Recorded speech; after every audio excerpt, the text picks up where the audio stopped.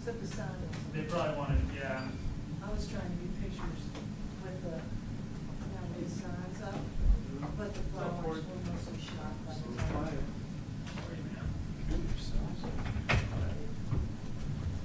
Love it.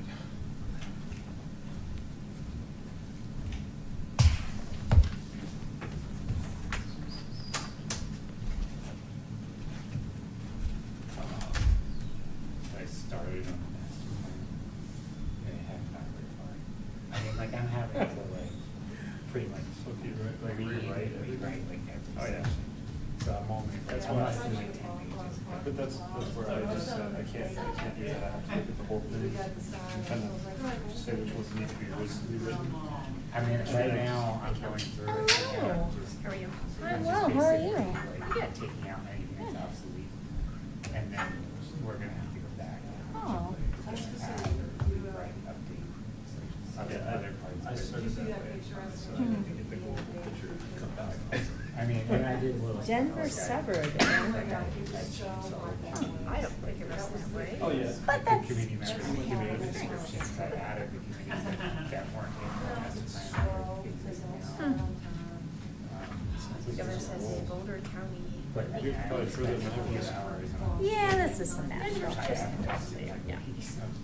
Sergey doesn't get it. It's okay. Yeah. It's a lovely sentiment. Understand that. Anyway, just Yeah. didn't get it. It automatically just like.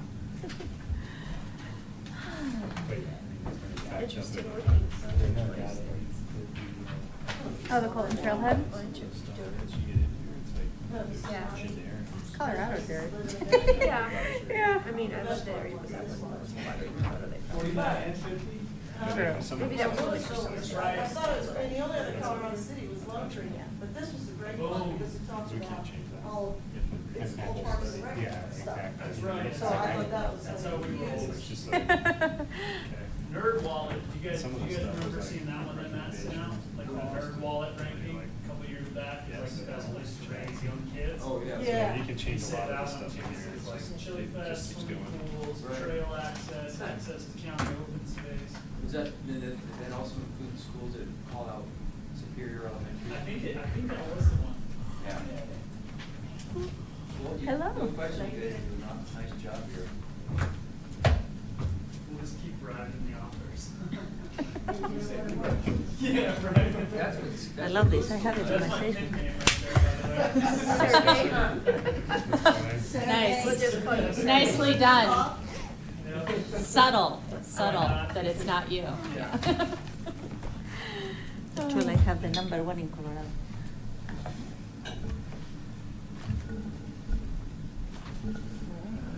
Are we gonna get anybody else? Yeah, we should. All right, let's call to order this meeting of PROSTAC, September 20th, 2017. Jacques is absent. Corbett's going to be about half an hour late, and I would think Ron should be here soon as well. So pretty light agenda tonight. Our sole discussion topic is going to be the potential partnership with Sports Stable and Impact Sports for a recreation center. So I guess we'll open up for public comment if there's anyone that wants to speak. Chris, are you just here to observe, or? I am here to observe, and we'll see how it goes, maybe I'll comment later. Okay. All right, so then we'll just move on to the discussion. So we had worked on the list of questions. Actually, I guess that was last month. It's been tweaked a little since, and Patrick has that. Want me to turn off some lights? Well, so I'll throw a couple of ideas at you on how I think we could take this apart, and you guys give me the yay or the nay. You can flip that one for the next one. There we go. I like it. All right. So I know that I think everybody in this group went on the tour. I did not. Kelly did not. I didn't Okay. get a call. So as Peter and I were kind of chatting about this, we've the board kind of originally came up with this task for PROSTAC to take a look at if the open space over at, sitting out in front of the Impact Sports Stable building was viable for us to, build recreational amenities based off the list that you guys had put together at the March meeting. So from that kind of initial task, we had set up a tour of the facility, which I think happened last month. It was on a Monday because we had a board meeting night, I believe. Then staff had begun working with designers from Sync Homes just on some very, very basic space planning. So we've kind of had this three-headed monster. We had the tour that took place. We had staff doing some really conceptual design work, and then you guys had a list of questions that we've gone back through and answered. And then also as a follow-up, we invited Rylan Reed, who's with Impact Sports, to attend the meeting tonight. So I don't know if everybody is familiar with the kind of basic space plan, but as a quick kind of recap, if you look at this kind of gray outlined space here as what's existing over at the sports stable. And in reality, as it sits now, there's kind of a drop-off circle that kind of cuts in about like that, okay? So what we did is we took just a very quick kind of glance at the space and gave the designer some really basic instructions based off of your list. We actually provided them with your PROSTAC notes and said, within this footprint, see what you guys can fit in there.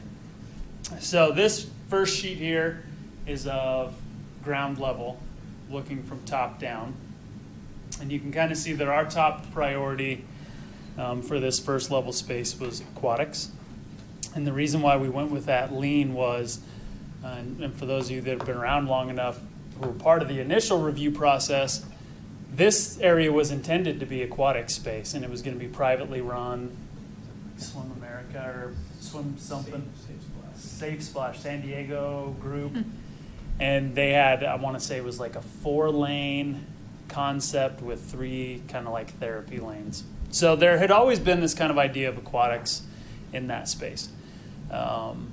What we did is kind of a first conversation with Rylan and Luke Taylor on the sports stable side is we said, well, how necessary is this drop-off lane? And if we were to look at adding some amenities, could we expand the footprint? They were amenable to it at the concept level. So what you can see now is a 6-lane lap pool. And then at my request, we put in leisure pool. And I know that that question's been asked. Is like, well, how did leisure pool get in there? So just know that what you're seeing was us trying to give general kicks in the right direction without guiding the process. So you can see the pool space, you can see the mechanical rooms, and you could see locker room space up here. And I think the important thing before we kind of move on from here is this plan here also assumes us taking some of the existing square footage that belongs to Impact Sports. In terms of the infrastructure for these locker rooms is currently there. So if you've been into the building, and those of you that went on the tour, we have the soccer field here, and there were kind of these locker room shells that were there that right now people just kind of throw their bags in, the sports teams. So for us to gain the required square footage that you guys had seen through previous space planning processes, we did have to dip into a little bit of their square footage. But as we get into the second level, So, go ahead, Corey. I mean, this is the site plan, but Yep. is there in that bottom right corner of existing soccer, is there actual locker rooms above the purple and, I can't tell. I thought Above it? Yeah. No, on the Yeah. second level, that's just the No, base. I mean, just up Oh, on the page. concept, yeah. On the page right there, right where it says Yep. circulation. Oops. Go back one page. Right there, right above the circulation where it says existing soccer. On the top half of that. Is that where the lockers are? Because it's in the existing building, and that line is the existing building. So these would be new lockers, right? They would be new lockers using some of the existing space and plumbing. Well, anyway. am I understanding your question right? So you are gonna mix both of them, the existing ones with the new Correct. ones? We would use the infrastructure that's there and some of the square footage that's there, especially on the plumbing side, to make those more amendable to this use. I guess my one point of clarification is the line right underneath existing soccer, that dark black line, that line right there, is that the exterior face of building? Yes. Currently, so therefore, it's not taking out space, it's just tying into the utilities that are existing on the other side of the line, because Yeah, that's still you're right. new space. New space. Yeah. Because there is lockers Yes. and there's the batting cages right Yep. above it, so there is, Yeah. it's not, Nothing's We're changing to the existing lockers. This is all additional. Correct. That's, Yeah. And yes, you're correct. That's a And big tying into the distinction. existing, yep. Yeah. Okay. So this is just a little bit more of a blown up version of it. And you can kind of see. And I think the important thing to kind of note here, which you guys have continued to do a great job at recognizing, is it's not always just a swimming pool. It's the mechanical, it's the support space, it's the non-sexy items that we have to account for that tend to be hard or not fun for people to want to wrap their heads around. So moving on to the second level, and again, very conceptual and driven by staff. So keep in your minds as we're kind of talking through this, if there are things that don't make sense or things that you think, well, I wouldn't have done that, that's completely fine, because a lot of this, again, was driven by staff based off your list. So this is a second floor. This is open just kind of down to the pool below. And we've kept it really, really general. So this is the existing Impact Fitness. And this could be like a tie-in on the second level. Mm. And one of the conversations that we've had with Impact and the sports stable is, for those of you that were in there that saw that CrossFit box on the lower level, well, if we were to need some of that space or use some of that space, there would be opportunities to expand fitness on the second level. So taking what's there, existing, and starting to wrap it along the front side of that building. Maybe that's another Group X room. Maybe it's an open fitness area. Maybe it's 2 Group X rooms. But this idea of now taking what was existing fitness and adding on to it and making it that kind of recreational amenity, that was kind of the concept there for second floor. Third floor, again, keeping it very general. We knew we had a need for community gathering spaces. We had talked about kitchen space. The designer had kind of come up with this outdoor balcony. I think just trying to reduce square footage on the third level, to be honest with you, but yet still have something that aesthetically worked for the town. And then based off of a presentation we gave to the board, in 2016, about indoor civic space, the board was really into this idea of adding green spaces. In this presentation, we actually had a rooftop garden. So that's kind of what's referenced there. And then fourth floor, which is what we could go up to. You could go up, and one of your questions, which one, so we can go 55 feet high at this location and between 1 and 4 floors. So again, just showing the square footage or showing the footprint for additional space on a fourth level. my question actually is kind of answered by this. So if we went 4 floors, we're going to go higher than the existing building? No, you would, Look like yeah, that. so you'd be higher there. I've always kind of, you'd be about even with the top of that roof pitch. Okay. So we also asked them to do a little bit of massing, just so we kind of had a concept, because it is hard in 2D from top down to look at it. So again, existing coffee, which is always sticks, which is always a good reference point for me. This is the existing face of the building here. But you could kind of start to see the tiering. So you'd have swimming down here. You'd have some second level, tie into fitness, a third level, and again, very, very general. But we wanted to kind of start to throw out that, yes, per the board's request, these items could fit within this space. It's more of a street view. street view. And we had talked, I mean, just very, very basically about, you know, maybe you do the roll-up garage doors on the front of the aquatics so you had some kind of outdoor-indoor feel. I've heard comments saying, well, don't do the leisure pool. Make it, you know, 8 to 10 lanes aquatic.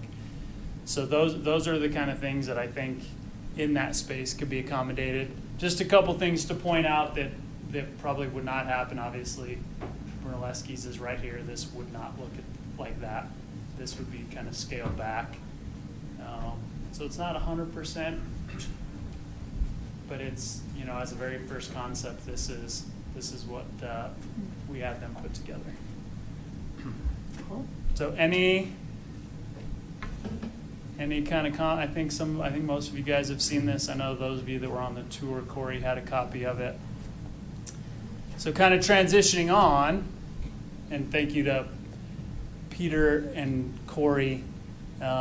You guys had come up with a list of questions at our last meeting, and we, over the course of a month, us working with Rylan and his group and Luke Taylor and communicating to Manager Magley, did our best to answer these questions on PROSTAC's behalf. So my thought is we could either go over all these questions now and then we can add to them, or you can kind of debrief the tour, because I do know that, you know, for those of you that weren't there, there might be some interest in hearing from the group. So do you guys want to dive right into the questions that you would ask, or do you guys want to kind of formulate more questions based on giving it a month? I just want to make sure that we're answering PROSTAC's questions as effectively as possible.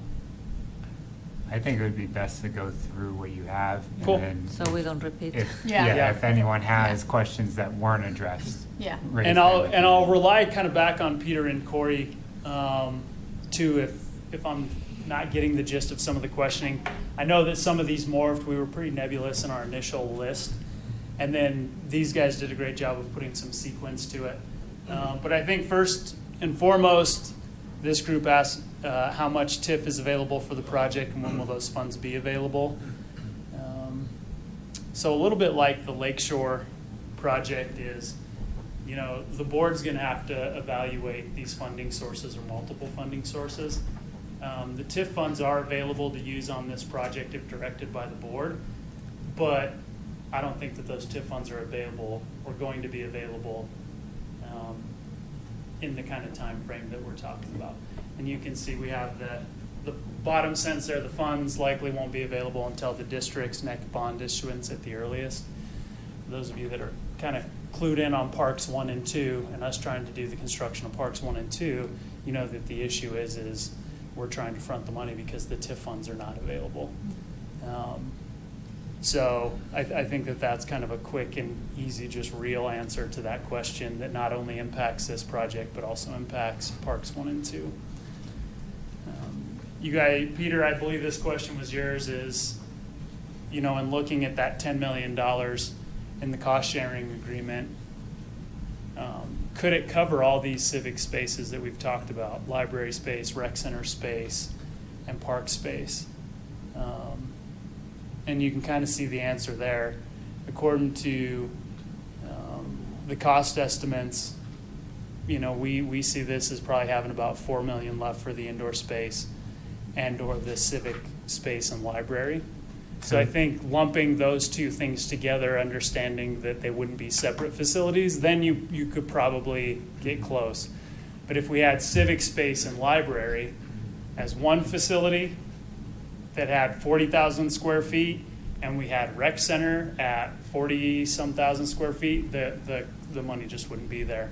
So to clarify this, the $6 million that you're estimating for parks, is that only Parks 1 and 2, or is that 3 and 4 as well? So it's Parks 1 and 2, and I believe our 20% of Parks 3, and then our portion of what we believe will be the cost on Parks 4. Okay. And then the previous design concept that was done on the library civic space, was Yep. there ever a cost estimate on that? No, but I mean, we were at, I mean, square footage wise, I want to say that our preliminary was like $9 million. And we just used a general square foot construction cost and knowing that that was like library space. And it was fairly open. What, was that a 40,000 square foot, or was that only 20,000? No, we did the full 40. We kind of did the same thing that we did here, is that we started to tack on some of those extra floors to Right. kind of go at the high side. But again, we're not, the town's not obligated to that 40. They could take up to that 40. But that was, that would be, if we built that, that was probably an $8 or $9 million building. Okay. Yeah. And you've heard probably lately, for those of you that have kind of tuned into the board meetings, Trustee Lasis has referenced, former Trustee Sorelli was always pretty ardent about saying, hey, there's no way that 10 million is going to cover all these facilities if you're talking about library space, rec center space, and parks. So I think that was a good question to ask, understanding that if there's a desire to have both library and rec center, that the funds probably couldn't cover it. Facility cost difference between standalone rec center at Town 15 or something connected to the sports stable, including the cost to purchase the land and site preparation. So we're actively working on it. I'm working on it as quick as we can find contractors to help out. So our initial estimates for a standalone facility at the Richmond 15 site or the Town 15 site is roughly in that kind of $28 to $35 million range. And then our initial estimates that we've received from two different contractors is between $8 million and $16 million for something over at the town center. And I know that those are pretty big ranges, but without going into full-on studies, that's kind of what you get. And where we're at in this process is I've met over the last 2 weeks with a site development firm, Adolphus Peterson, Corey, which you're probably familiar with, because I think it's important for us to understand what kind of infrastructure would have to go in on the Town 15 property. As we talked about, it's raw. There's no reuse water. There's no potable water. There's no sanitary sewer out there. There's no electrical out there. We don't know what the soil's made up of. There's always been this topic of, do you need a retaining wall on the east side? So we've reached out to those guys and asked them to provide us kind of a general cost estimate. We're also doing some geotechnical reporting out there. I'm assuming that the dirt that's out there probably came from those homes being built, and we're assuming that there'll have to be some soil prep. But the BRS, the most recent BRS figure that had some site prep and contingency, the high end of that was 28, wasn't it? So where does the 28 to 35 come from? Just new information from Adolphus Peterson. So And again, that's that was all- just a that's all wag. That's all site prep, that extra $7 million? Yeah. And then we asked the question too, I think Corey had brought up the question, is that you felt our percentage on contingency and design might have been a little bit low. So, right. I mean, I think that at this stage of the game, I mean, these are probably the ranges that we're going to get until you can get a solid design, and we could start to say, okay, a parking lot's here, a road access point's going to be here, the sewer line needs to be run X amount of feet.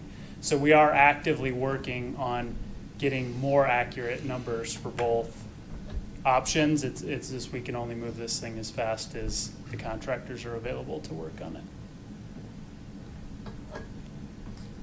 I guess more than anything, the site work is going to have a drastic price difference based on where you put the building, how Right. far in you need to go, all the parking. There's a lot of unknowns. Yeah. So we are trying to tighten that range up, because I don't want to do anybody the disservice of just looking at the square footage cost, which we've done in the past, and not realized that there's all these ancillary costs that had to go along with it. It was a little bit like building Wildflower Park. You know, we had the park, and it was like, it was $600,000 to build the road to the park. You know? So I think as we've done some of these, we've learned just what to look for. You guys had the question of who covers the initial construction cost for a partnership facility. Will Sports Stable and Impact contribute? If so, what percentage, flat amount? You know, this early in the game and for planning purposes, we've assumed that the town would cover the construction costs solely. And that's kind of how we do all of our budgeting. We tend to look at it as, okay, until it's inked on the dotted line or until we hear specifically that the funds are available and we commit to it, the town's going to plan to build the facility using their funds. I think if we get down the path and we have a definitive design and the board wants to engage in those conversations of some kind of cost sharing for construction, that would happen. And Ron, you correct me, it's just right now we're too vague to even kind of go down that route. Something more concrete would need to be defined. So right now we're planning to fund it alone, and until we hear otherwise from the board or from somebody on Ryland's end or Sports Stable, we're assuming those costs would fall onto the town. Now, operating and maintenance is a little bit different. We are currently in the process of looking at a programming plan and an operating budget for the facility. Again, it's pretty vague because we actually don't know what the facility looks like. I do think this is an area that in our preliminary discussions we have talked about sharing operating costs, especially in terms of things like utilities that would be shared and staffing resources that would be shared. I think something that I know I've talked to a handful of you about, and I can't remember if it was in the context of this meeting, is, we do aquatics. We have aquatics staff, we have aquatics training manuals, we have, a part-time aquatics guy that understands pump room, and then Impact and Ryland has unbelievable fitness and adult sports programming and starting to get into youth programming, so it probably wouldn't make sense to duplicate those services. So as we continue to flesh this thing out, I do think that there are some very real opportunities to cost share on the operating and staffing expense. At what price does the project need to go to a vote at $10 million or more? I think, depending on how the project would be funded, it may or may not need to go to a vote of the public. And ultimately, that's until that question's answered by the board. That's about as clear as we're going to get. I do think that there are some different funding opportunities out there where you would have a scenario where you possibly didn't have to go to a vote. But we've also heard from various board members during prior comments, especially related to Parks 1 and 2, that an expense of this level should go to a vote of the board. So I think that, unfortunately, we're probably still fairly vague on that until the board does an official weigh-in. What will the price be for memberships? I'll thank Ryland for this, and if you guys have some follow-up questions, I think he'd probably be a great person to answer it, because it took me a little while to understand how their membership process is currently working. But the current membership over at Impact Sports is $69. In our conversations there, I think is a great level of flexibility for that price to come down to be more consistent with surrounding jurisdictions that provide like services. And really what it comes down to is, the facility as it stands now can only fit a certain number of people. If we were to build amenities that allow more people to join, the price point for that would come down subsequently with it. And just to be completely clear, the 69 is for an individual. Correct. Is there currently a family membership rate? We do a 20% discount for a second, 30% discount for a third, 40% discount for a fourth, and so on. Okay.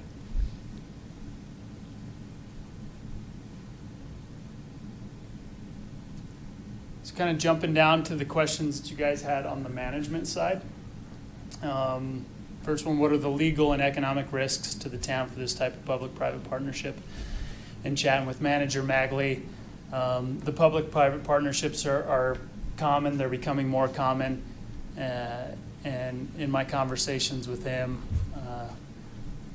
the thought is that this is no more risky than us jumping into a facility that we run on our own. That it sounds like through, contract agreements or public-private partnership agreements that would be drafted up and approved by the board through our attorney, that it would probably be no more risky than us having our own facility. Now, saying that public-private partnerships are common, is it common to have a shared physical facility? Yeah, we saw it in looking at this. We actually saw fairly common through school districts and park and rec districts and YMCA's, counties, and like smaller municipalities, where you had kind of this combined effort. One that was actually really interesting as we were looking into it is Widefield, Colorado, actually does a partnership with like a YMCA, I believe, the school district and the town, and their shared expenses for the facility. The city of Pueblo has a public-private between an existing YMCA and the city of Pueblo, which we've actually contacted them to go down and do a tour and maybe get our hands on that operating agreement.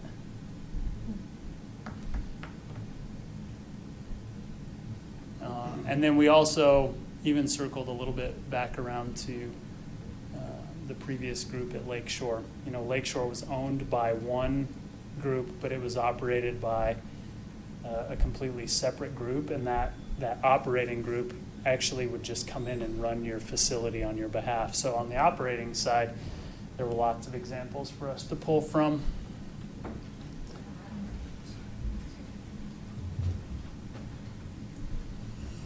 So if Impact Sports and our sports stable close or are sold to new owners, what happens to the partnership with the town? Again, talking with Manager Magley, the town will own all portions of the building that are built for and paid by the town. All agreements would be assignable to the new owners with approval from the town. So that one actually kind of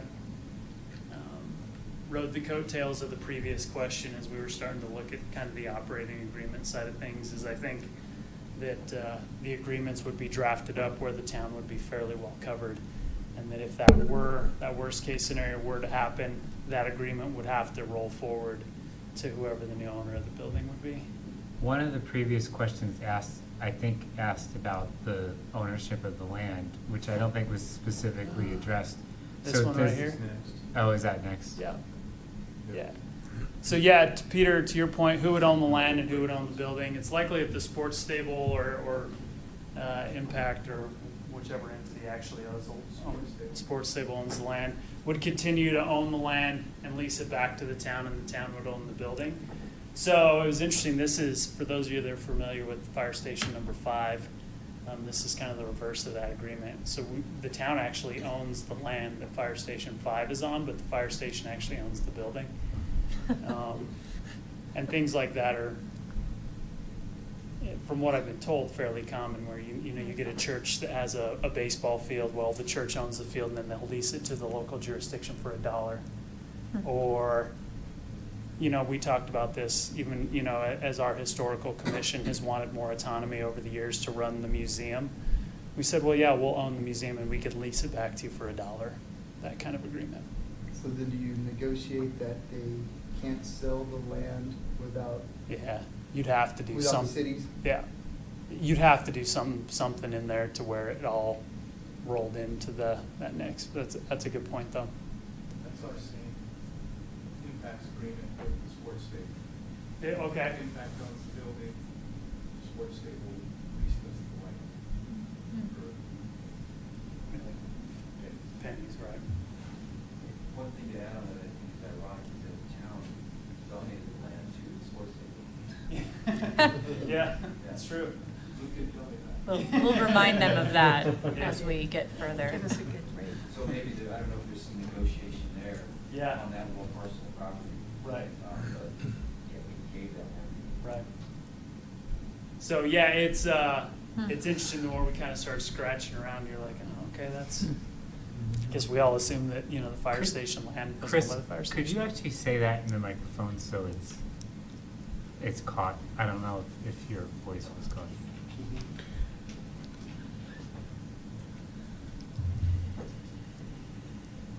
Do I have to say my name? We know you. Chris Hansen, Superior resident. I just want the PROSTAC committee to be advised, or a reminder that the town originally donated that land to the sports stable. I don't recall if it was as an incentive for them to build it there or something else, but it was donated to them. So maybe there's some way or some negotiation that can go on if we want to maybe regain a portion of that property. Thanks, Chris.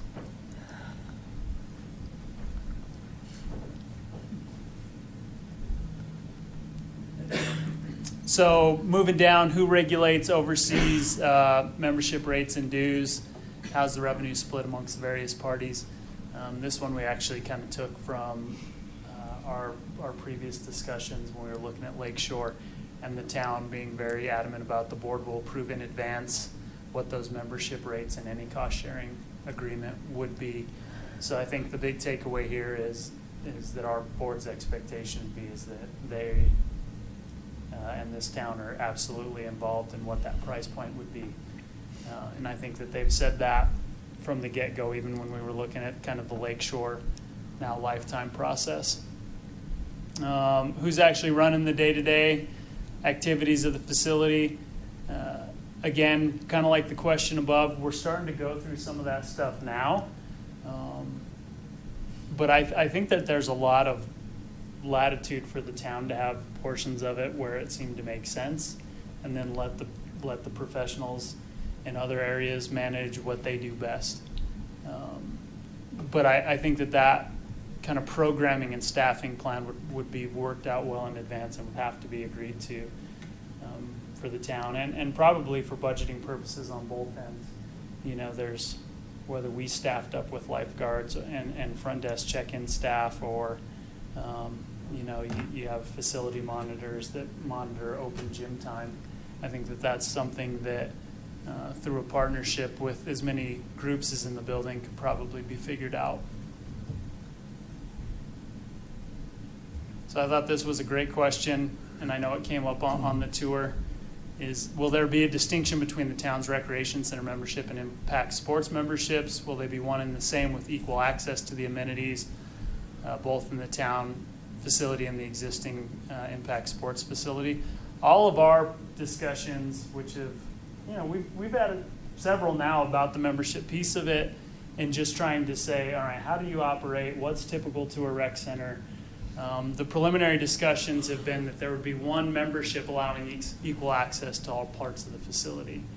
And I think if we're wanting to achieve what was ultimately on your list, we wouldn't want to confine that to a membership on just this new square footage that the town was adding on. You'd want to take advantage of basketball courts and turf fields and ice skating rinks and things of that nature. Does the current impact sports membership actually grant any privileges to sports stable amenities?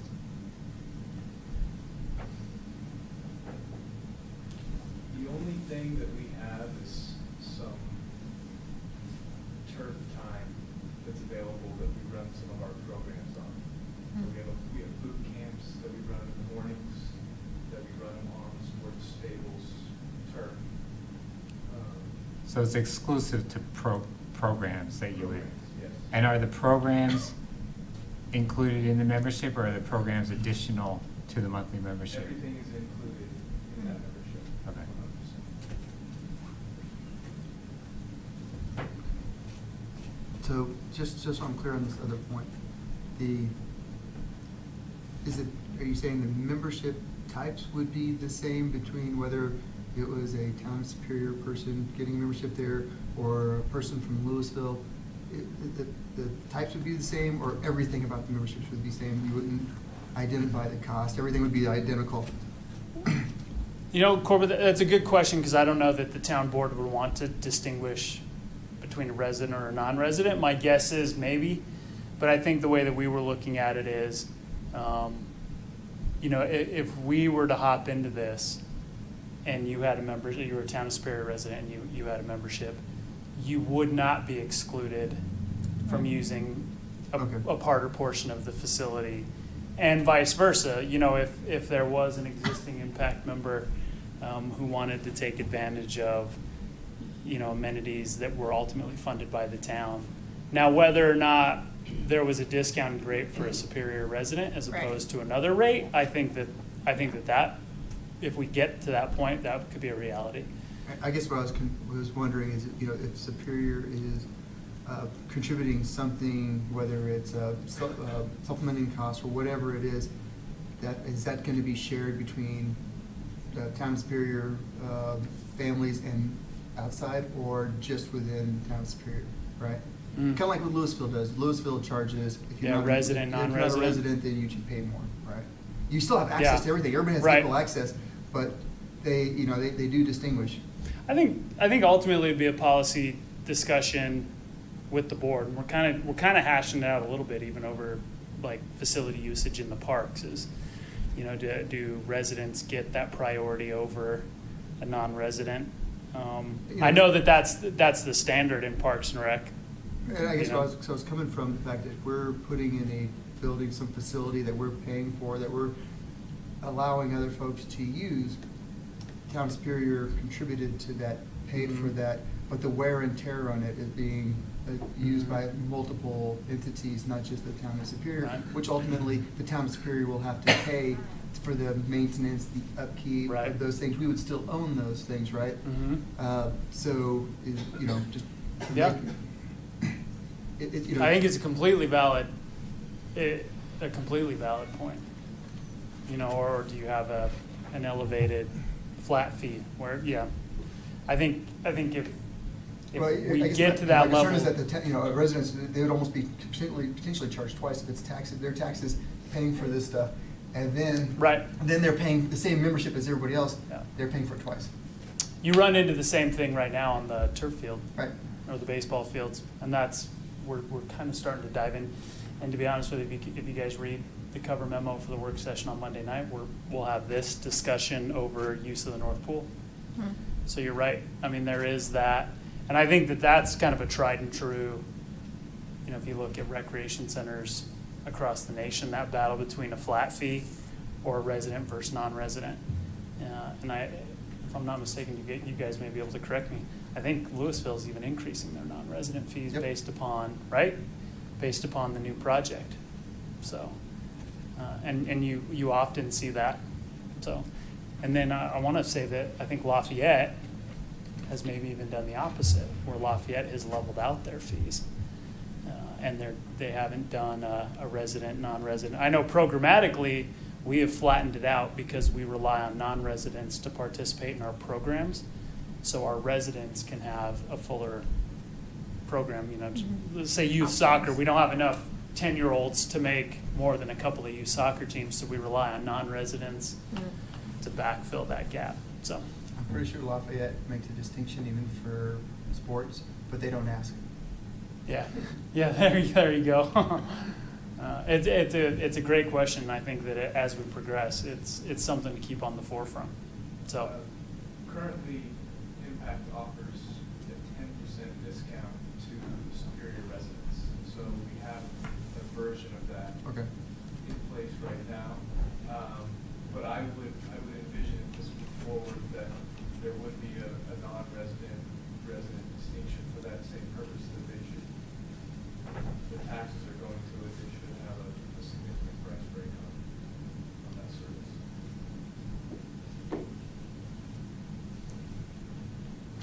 So kind of moving down, I thought this was another great question. We may even want to spend a little bit more time on it because I've heard it come up several times, is how are the shared spaces programmed and who has priority to use these spaces? Do residents get equal time and reservation capabilities, or are residents the second, kind of the second tier? And Riley and I have talked a little bit, actually a lot bit, even this afternoon, about ultimately what does that look like? Because all rec centers have program time.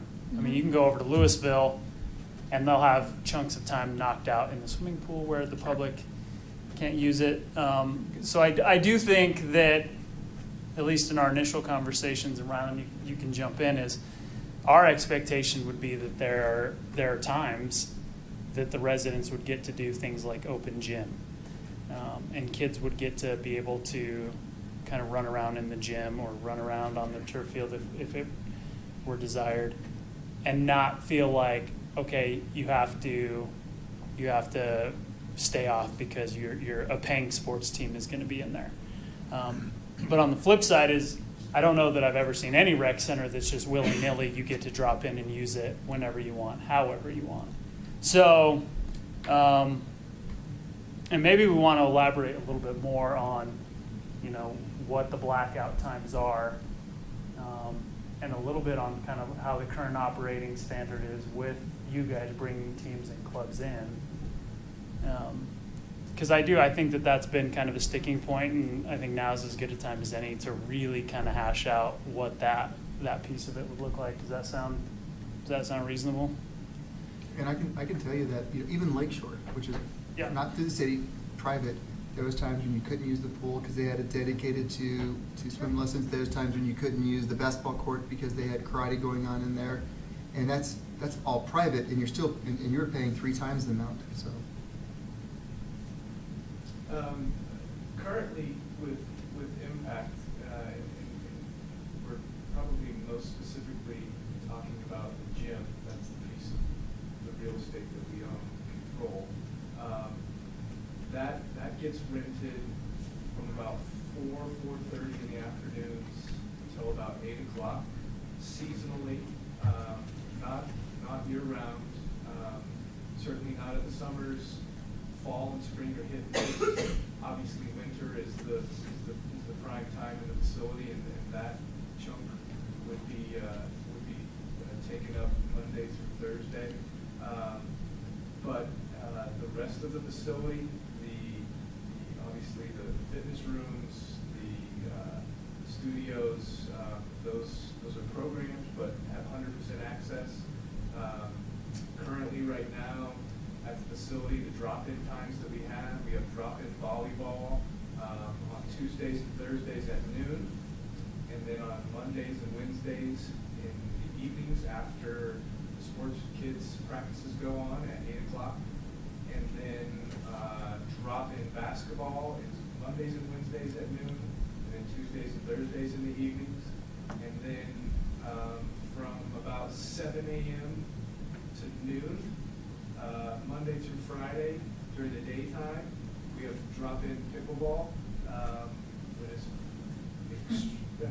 don't know if you guys are familiar with the sport, but it's very popular and it's growing very rapidly, and our courts are full with pickleball players from about 7 in the morning to 11 or noon almost every day. And then after our noontime drop-in basketball, from 1 to 3, they fill right back up again.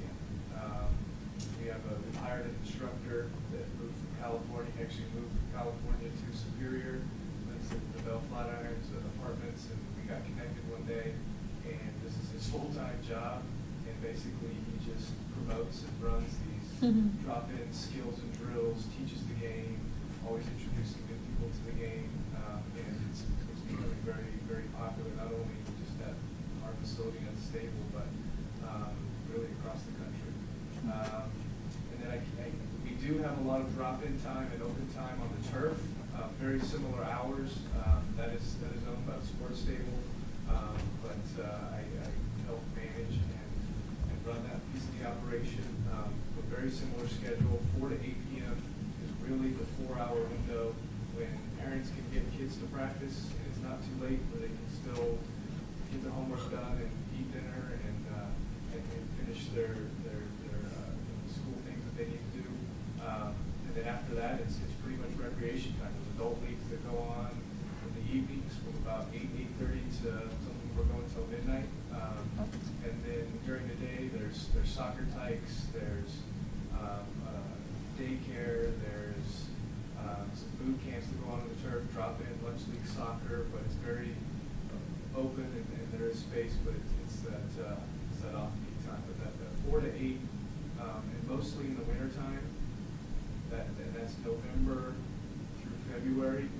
4 months there. That's really all we're talking about. It's pretty much blacked out. Other than that, there are definitely programmable spots to have more community-centered events and programs and things like that. So from a family perspective, kids who go to school all day and go to bed at 8 or 9 at night, then at least during that period, they wouldn't be using the gym at all, right? Not during the winter. Right. But I would say, for example, this fall. Does that include weekends, by the way? No. Weekends, it's not programmed? No, because most of these teams that are practicing at the stable, they play on the weekends. So the weekends, especially Sundays, are wide open. Saturdays, there are some practice times on there, but there's a lot of availability on Saturdays. And right now, we just fill them in with for example, on Sundays from 8 to 10, we got a group of basketball guys that just comes in and they pay a drop-in rate. They come in and they just hoop for a couple hours. And Sundays, we have a badminton group that would come in and rent the court, pickleball a little bit, volleyball group pickups, and we just kind of rent it first come, first serve on the open dates and times that there are. And then something that Rylan and I were kind of discussing as we're starting to wrap our heads around this whole concept is it's kind of blocked out that way at the facility now because there's not a huge contingent of drop-in need, if that makes sense. It's almost a little bit, I think, Peter, you had brought up the great point about the community room at the sports stable. And you said, well, who's using the community room right now that's run by the town? It's mostly sports stable groups. And that is true, but we're also not getting a huge demand from our local groups to use it, and our local groups that want to use it are in there. So as we were kind of chatting about this whole, well, how does that look? Because it wouldn't be good for the town to get into a deal where you could never access the gym or never access the turf or never access the ice. But how it was explained to me, and I thought it was explained really well, is, well, it's programmed the way that it is now because there's not a mechanism for all this great drop-in. You don't have people that live over there. We're still trying to get our residents acclimated to it. It's in its infancy. So all of a sudden you build amenities and you create activities over there that bring in people who may be interested in drop-in. Well, those drop-in times start to take the priority over something that's potentially scheduled. And I think that Corbett, even to kind of your point, that's very typical in Parks and Recreation. You can go anywhere, and Thursday nights, at least when I was growing up in this neck of the woods, was drop-in basketball. You can go to Westminster and play basketball. You can go to Thornton and play basketball. That's all that there was, and that's what drove the demand. So, but I think that of all the questions that I've heard is access to the building is probably the one that I think is most important to address and make sure that PROSTAC has a good understanding and is comfortable with the answers that you guys are being given. Building spec types questions, how many floors can the facility have and stay within the existing building height restrictions for the town center development? Reached out to the planning department on this one. The facility can be 55 feet tall and between 1 and 4 stories. Timing for the project, this ultimately depends on when decisions are made by the board to move forward. We think it would be a fairly tight construction timeline, maybe a year to 18 months. I think this can tie directly back to the question on if it goes to a vote. Obviously, we're not going to any kind of vote this year. I wouldn't foresee the board holding some kind of special election, so you're maybe looking at doing a vote next year. Will there be sufficient parking for the increased use? I know that we kind of get the eye rolls when we say that, yes, we do believe that there will be sufficient parking, because if you look at the site now, obviously there's not, because it's an active construction site, and we're also dealing a little bit with parking on Parks 1 and 2, so I know that the parking always is a question.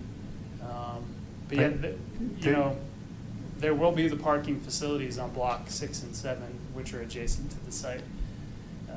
So I think the additional parking was there, and then something that we've discussed is, the building was supposed to have some level of aquatics. Now granted, maybe it wasn't the type of aquatics we're talking about now, but that space was supposed to be filled with year-round aquatics.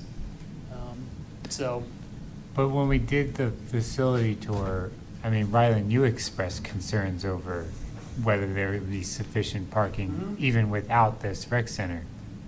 yeah. So, I mean, yeah, that is a little bit of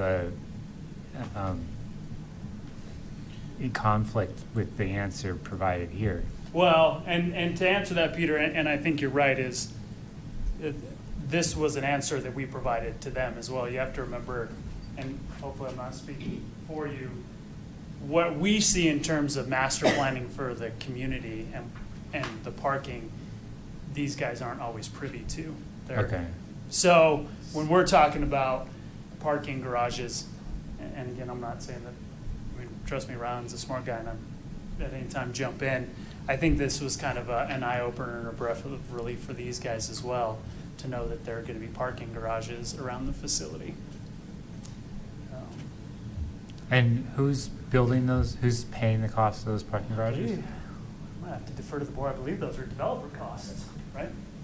Okay. We used to have a map, and if you dug around on the town's website, and I can maybe even find you guys the link, we used to have this really cool map of the development. We had these red and blue stars where we actually like pinpointed parking garage, parking garage, parking garage. It was in the early discussions when we were trying to figure out, okay, how's this thing laid out and where's everybody park?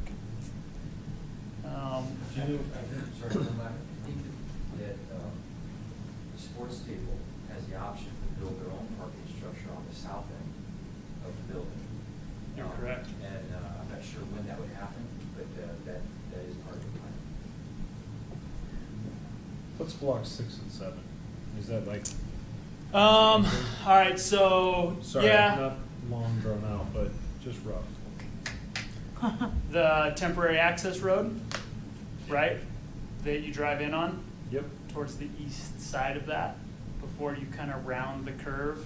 Okay. So you're familiar with the Park 2 location that we've Yep. talked about? Right, south of that. Jason. Okay. Will the new building have its own elevator? So the existing building has 2 elevators now. A third isn't needed unless we wanted one. So, if we wanted one and we wanted the square footage to go to that, we could. After going on the walk, I think it was pretty obvious the elevator is right adjacent to it. It's just making sure there's access. And then I think you guys, and I don't remember which one of you guys brought this up, but I think it continues to be a great question is, the current design that we were showing is 25 yards, 6-lane competitive pool. How does it compare to what we have at North? And I think the long and the short of it is, would you want to build something undersized right off the bat? Probably wouldn't make a whole lot of sense. So North Pool's 25-meter, 8-lane, ranging from 3 feet to 5 feet. I think we're comfortable saying that the site could comfortably accommodate that. And kind of going back to that very kind of initial, where we were showing the leisure pool. Again, that may have been my mistake in just saying, hey, the survey data says there's a need for both, so try to fit in both. But it's very conceptual. I think if we fleshed out the discussion and the need was 10 lanes, we want the diving well, I mean, I think that the square footage is there. But, I mean, just to your point, you would be eliminating the leisure pool in order to get a pool the size of the North Pool. If you had both a leisure pool and a lap lane pool, the lap lane would be smaller than the existing North Pool. And is the North Pool deemed adequately sized for those user groups? I don't know. I lanes? think for our Rock Creek Flyers group, which tends to draw the demand up there, I mean, I think it does. I think we're always going to hear that there's not enough aquatics, which in some cases is probably true. So, but yeah, you're right, Peter. If the town's desire was to have, an all or nothing, where it needed to be, you wanted 8 lanes. I mean, you could probably look at going back and doing some kind of reconfiguration, or we could come back to these guys and say, hey, could we scoot the footprint out? You could challenge how the blocks are worked together there to Yeah. maximize it. Yeah, but it's a great question, and I think, you know, if I'm kind of looking back at the survey, I don't remember if there was one priority over another. I know that the user group, being the Flyers that we hear from, absolutely wants bigger indoor pools, but that is a huge benefit to those guys, and I don't remember in that survey how big the indoor recreational piece was. I will comment that I was at a meeting and I asked the Flyers coach, would the 6-lane lap pool be sufficient for them? And they said, yeah, because right now they got nothing. So they said, yes, you know, that would be, because they're getting forced out of other facilities. And so for them, they did say the 6-lane lap pool would be sufficient.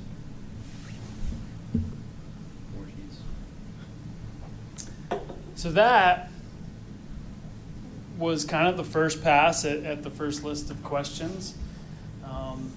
I know you guys kind of went on the facility tour. I don't know if there's anything that's worth discussing there. I don't know if this has generated more thoughts, but I think you know, ultimately, and I don't believe we have it specified on the look ahead for the town board. We were given kind of a 2-month window for you guys to circle back around with the board and kind of give this the thumbs up or the thumbs down that this isn't really worth pursuing.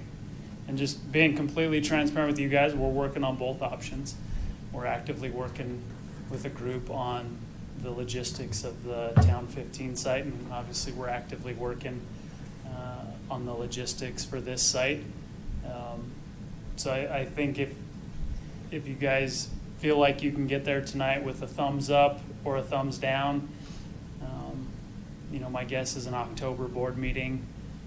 The board, whether it's a work session or actually a presentation of the meeting, you know, the board is asked to hear your guys' thoughts and opinions on it. I know that Ryland's made himself available to kind of sit in front of the firing squad and answer as many questions and meet tomorrow if we need to continue to generate questions and try to get you guys as many answers as is helpful for you. So, I mean, does anyone have additional questions or questions of clarity for, you know, Ryland from Impact or staff before we weigh any opinions, I guess, towards whether we want to make a recommendation for or against? Yeah, so my main question for you, Ryland, is, you know, all good companies have 10-year goals, right? What is the identity of the sports table or Impact Sports in 10 years from now? Is it a recreational facility that offers some scheduling to folks, or is it primarily a premier facility that is used for sports clubs that also offers access to recreation as a secondary? You know, where is your goal for the future? Are you trying to be more recreation, or are you trying to be more geared to all these clubs and offer a little bit of a secondary? Because that's a big deal in my mind, you know, where you guys are trying to focus on, right? So we've been in business for almost 12 years now, and at our old facility in Broomfield that we occupied for over 10 years, we were 98% athletic club-based training. And in my opinion, over my experience there, that has been a mistake, and that has hindered us, because we are only catering to that 5 to 10% of the population that plays a competitive sport. So when we made the decision to move over here and combine with Cornerstone, combine with the sports stable, we made a very conscious effort in designing the facility to accommodate more of the recreation and the adult fitness aspect of our business. And we committed it to it financially, we committed to laying out our facility that way. And those of you that went on the tour, we dedicated the whole second floor to our adult fitness membership population and the community. So I think to bring that full circle, we were just a competitive club team business, and we are swinging more towards opening up to the community, the recreational athlete, the adult fitness athlete, and I think we want to open that door even more by doing something like this. So we see ourselves as a hybrid. Facility is huge, and there's no way that just the club sport athlete will be able to support a facility of that size. We have to have both, and we've designed it to have both. But there are programmatic challenges that we have to face, but it has to be a hybrid of both of those worlds for the facility to exist and to thrive for the next 10 years, for sure. Let me see if I can ask it a little different way. So in 7-8 years from now, based on company goals, if they have to make a choice, because demand is so high for both aspects of it, which way do you think it would swing? I don't think you can. Which Sounds is like a like- leading question. Yeah, I mean, I don't. Well, I mean, I don't know, I was just saying, but what's the company goals? We could not do one without the other. Okay. There's 0% chance that our company would survive if we went one or the other. We would have to have both. How much that swayed either way, I couldn't say it'd be 50-50 or 60-40. I couldn't tell you that right now. Right now, I would say that our primary business is sports performance, and we're new and we're growing into the recreational and the adult fitness. That's a portion of our business that is the most challenging to grow right now, but that's where we're going to see the most growth from our company. That is, right now, our sports performance business is doing very well. My sole focus for the next year, and hopefully I get a road in here really quickly so I can get my customers in there immediately. That is my sole focus, to grow that portion of our business 100%. So demanding. You want a road. Just tell them to bike in or hike or something. They're fine. They'll be okay. Over the dirt hill. Over the dirt, yeah. Yeah. It's your warm-up. Yeah. So any other questions or clarification before, further discussion of more opinion-based? Why the pool? Just curious. Why the the pool impact? Why at all? the immediate push to put the pool there? Just curious. I'm not saying it's wrong. I'm just kind of being the devil's advocate here. Why are we immediately drawn to let's put a? I know there was an original concept of having a therapy pool as part of it, but there's still no plumbing. Nothing's in there. It's not like they did it. No, it's funny because we kind of had to, even as staff, had to remind ourselves how we got here. Because as you guys know, we've actually had this conversation before. Mm-hmm. And we went way down the road with the board and down 14? Down 15. 14. So, if I had to be real honest with you, Ron, I think that this was probably a holdover from the North Pool cover conversation last year. Fair enough. And then, And the reason I'm asking it, because from a strictly financial standpoint, Yeah. it would be a whole lot cheaper not to put a Yep. pool there. and I think, whatever the question was earlier about, Peter, I think you brought it up is, when we were looking at the indoor civic space, we were cheaper than this facility with more square footage, but we weren't talking about $3 to $4 million bucks in the pool. Right. And I think that that's a very real conversation, and it's you guys have heard me say to, as we've talked about things like the North Pool cover and using the pool year round is, Yeah. we've got user groups that want to use it. Between the survey results, Yeah. Yeah. the North Pool discussions, including the most recent one that's on the board agenda for next Monday, which is Rock Creek Flyers requesting to use the outdoor pool for year-round use. there's really no, I don't see any question in my mind that there's the demand for an indoor year-round pool. And so, yeah, I mean, that's the basis of why that got put in the design for any type of rec center is without a pool, it's, I mean, this is already, not including several amenities that we discussed as priorities for an indoor facility. If you all of a sudden took pool out of it, you're really not addressing priorities.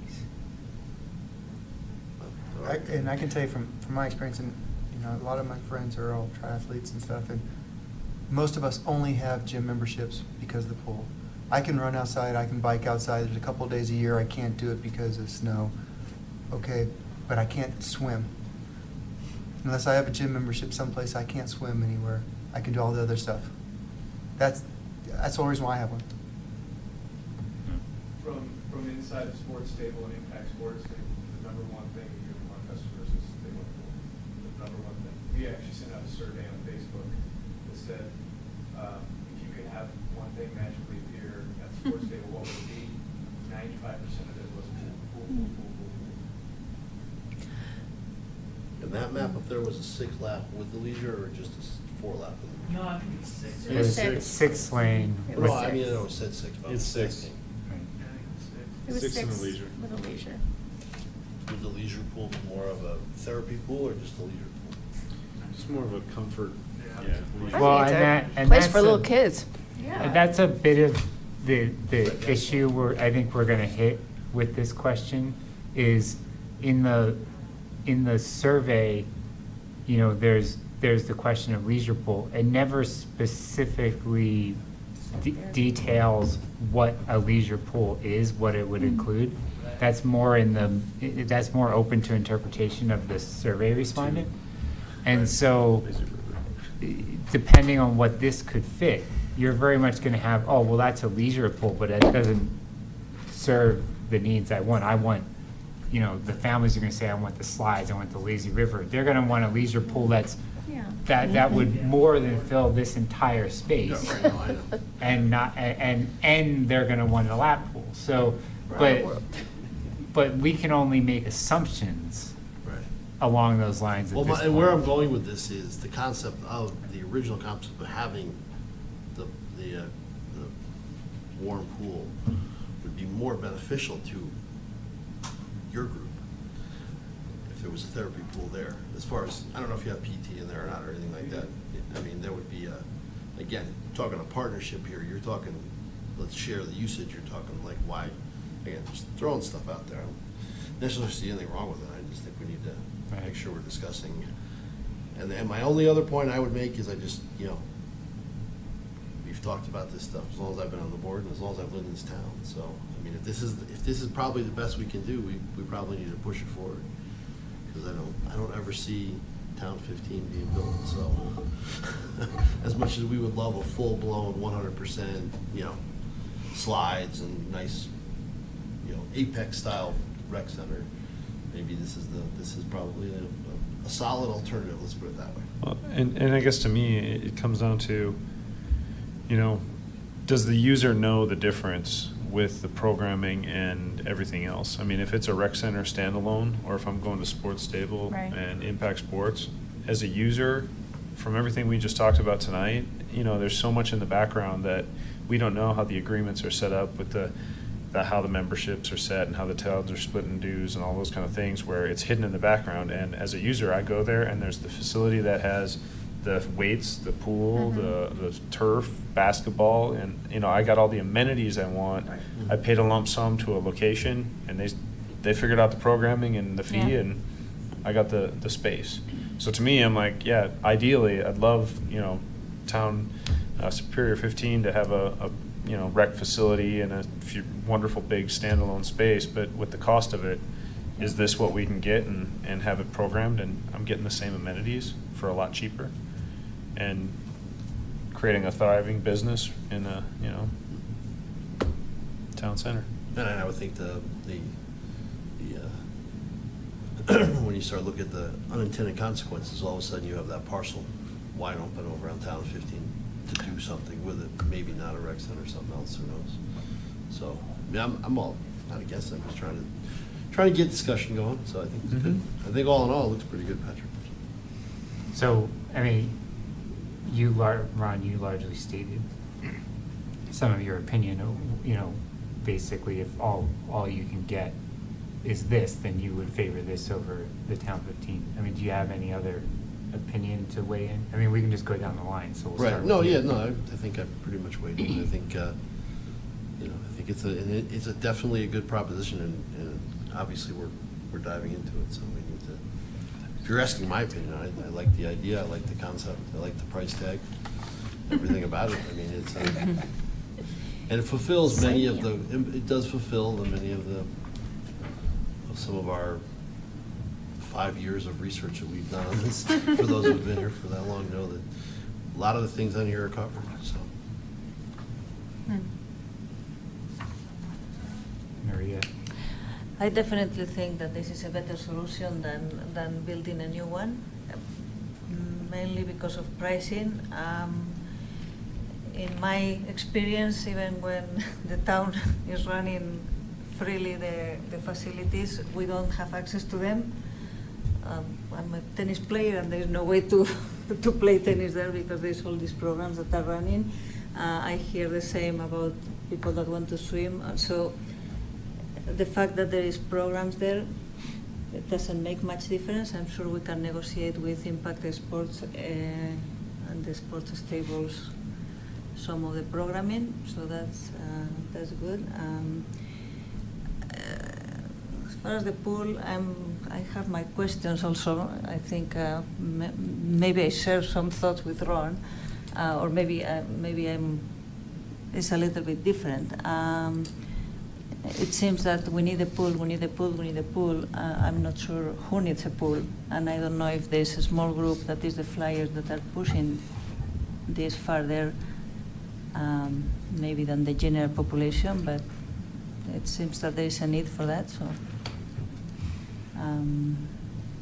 that's okay, yeah, I guess it's part of the rec center. But yeah, definitely between the two options, I'll go for the shared facility with Impact Sports Stable. Can I ask both Ron and Maria for you to clarify one thing? When you say you like the cost of this, I mean, obviously it's a smaller facility, so it's a smaller cost in Town 15, but are you both making the assumption that this would be paid without a ballot initiative, without a tax increase? No, I'm not assuming that at all. I'm just thinking you could probably, if you had to go to a ballot, if it turns out to be that way, 35 is a lot different than 15, so. Yep. And, I mean, again, is it perfect? No, but it's never gonna be perfect. At some point, we gotta decide, let's go. And, let's put our support behind it. If the board turns out they don't want it, then well, guess what? We still got Town 15. So we can keep plugging along on that too, so. Yes, so. I mean, I think the conversation here tonight is more or less, what does PROSTAC think of this concept? Right. And, is it, my personal opinion, it's not perfect, but it's a pretty good option right now. So. Yeah. To me, it's like the difference of saying, I'm gonna build my dream house, or I'm gonna buy this one that is already there. The price is double, so I think it's a very good option, in my opinion. Other people may have. Corey? Yeah, no, I was going to say, just looking back at just some of the other amenities that we left out, and I feel like the amenities that we left out are the climbing wall, which takes up a large amount of space, large amount of money for an item that I've seen, even at the mall had one that they took out after a short amount of time. It's the first thing Lakeshore took out too. And yeah, so there's They pieces never that we kind of pushed in there, or thought may be a great idea, but everyone likes seeing it, but I don't know how much it gets utilized. Well, it's not a financial thing. It's hard to make money off of, I think, is a. Right. Probably can speak. And then there was a wet classroom, which I think we could integrate into some of those other flex spaces up on the 3rd or 4th level in this concept, or even the child watch, for those with young kids. And I think that there might be a potential to try and figure out something like with that within one of the other spaces. The other last piece was the jog walk track, and I think that, you know, as long as that's put in maybe over the turf, that'd be maybe something that could be utilized and nicely added in. You know, I don't really want to run around the ice rink, but anyway, I mean, you know, really, other than that, I think the majority of our concerns were addressed within this scheme, and you know, it's providing an efficient use and really a long-term return on investment that, you know, it's the operating costs and staff and the facilities that also adds into not only the 35 million initial price tag for the Superior 15, but, you know, it's that additional doubling of staff, doubling of programs, you know. So is this something that's potentially sustainable? I think that this is a good alternative to creating a standalone facility.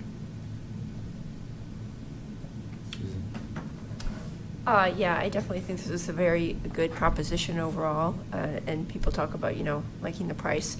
I mean, I also think in terms of risk, and to me, the thing that set up red flags in my head was the risk of potentially trying to get the Town 15 thing going and get that bond issue going and having that big price tag and have people just say, the heck with you guys, and really kind of having to almost start over again. And it just feels like the town has, and PROSTAC has spent so much time trying to bring those results of the 2014 survey to some kind of fruition that would be, to me, that's a big risk, and not a risk I would be in favor of. Given the, again, this again isn't perfect, but it seems to have an awful lot of what we had specified. Yeah, I agree. Very concise. I like it. You're welcome. Yeah, I mean, I feel like I haven't been here as long as many people, but I'm already kind of over the conversation of. It seems like it's been a really long time coming of this, and frankly, even comparing this, like even if we didn't compare this to the Richmond 15, I still think this is a really great option. So, you know, but when I do compare it to the Richmond 15, it feels like this is a far more likely thing to happen. And since nothing else has happened before, and it sounds like we've just come up with a lot of roadblocks, and the fact that, of course, we know we would have to take it to a ballot to go with a $35 million facility potentially, which just pushes it down the road even further. Like, this feels like maybe we could get some momentum, even if we do have to do a ballot measure. It just feels more likely that it would pass. So I'm in favor.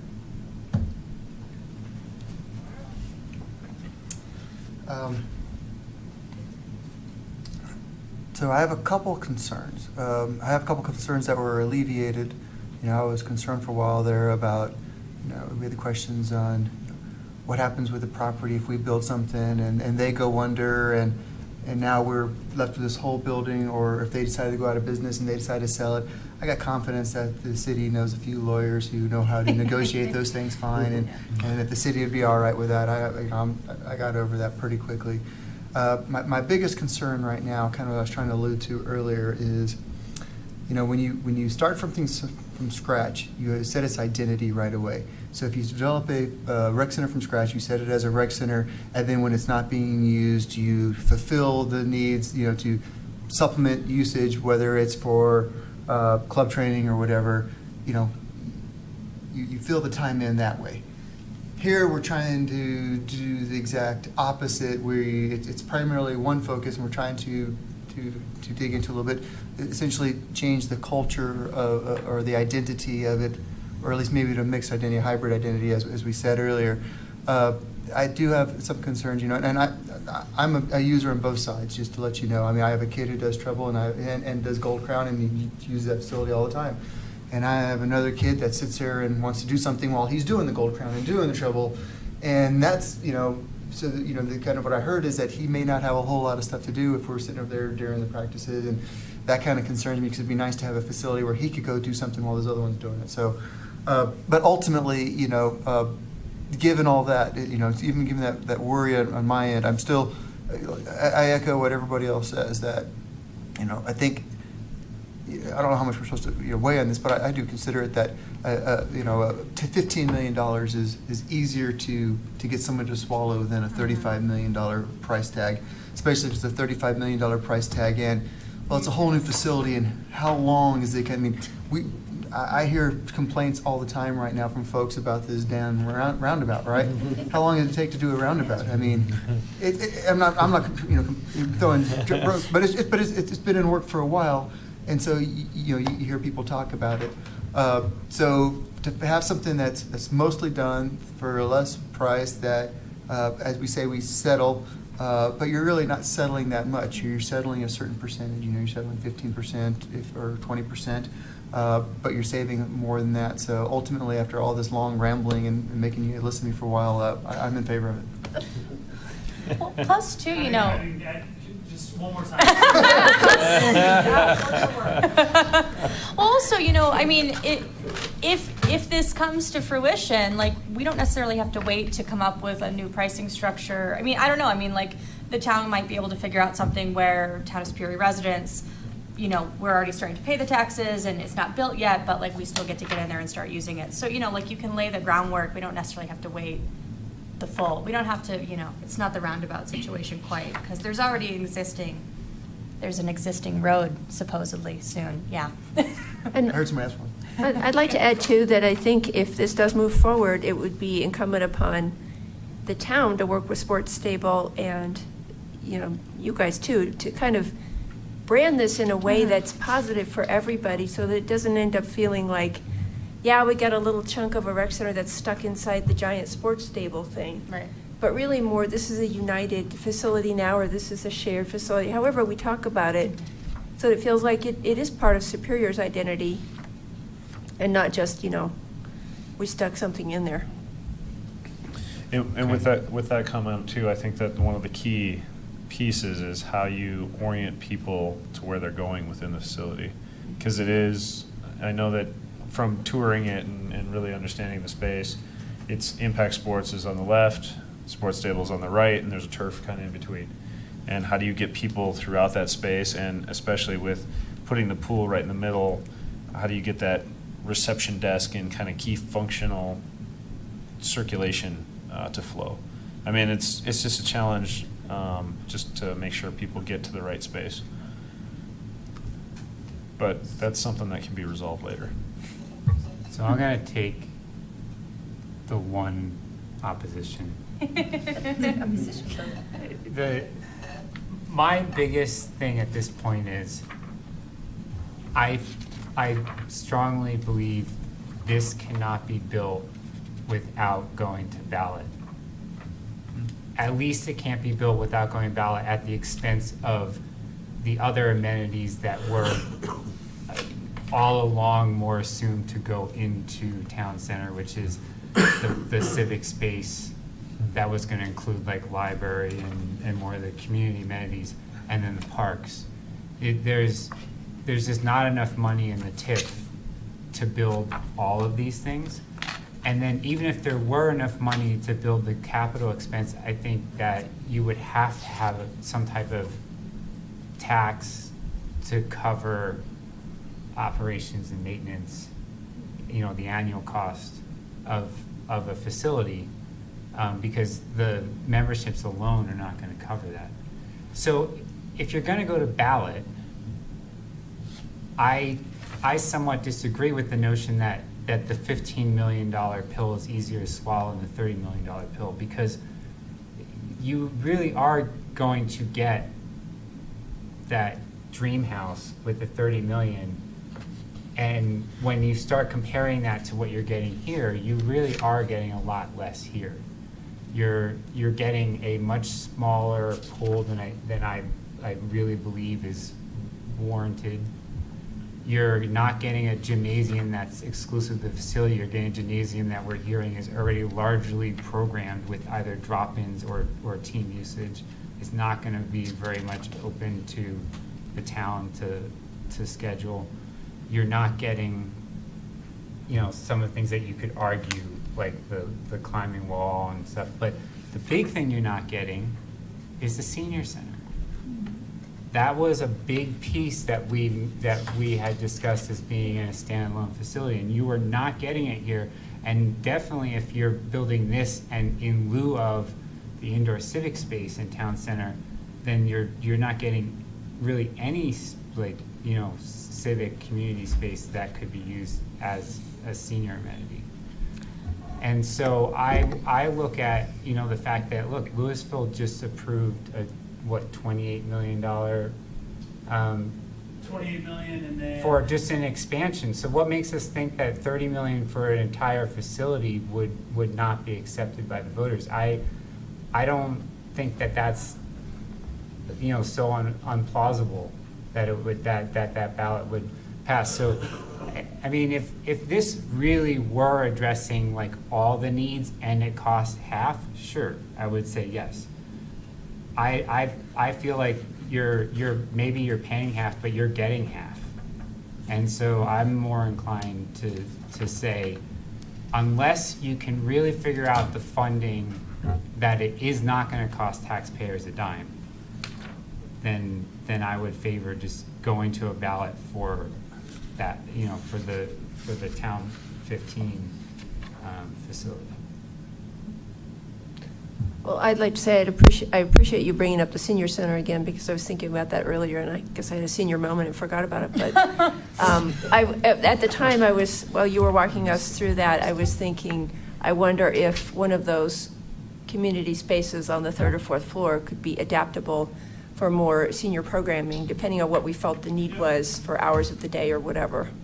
Well, and if there's probably one shortfall on this type of just 2D space planning, I mean, we're leaving the flex space. And actually, let me see if I can pull up here. I'm gonna see if I have a couple slides that actually have the square footage. So give me just 1 second.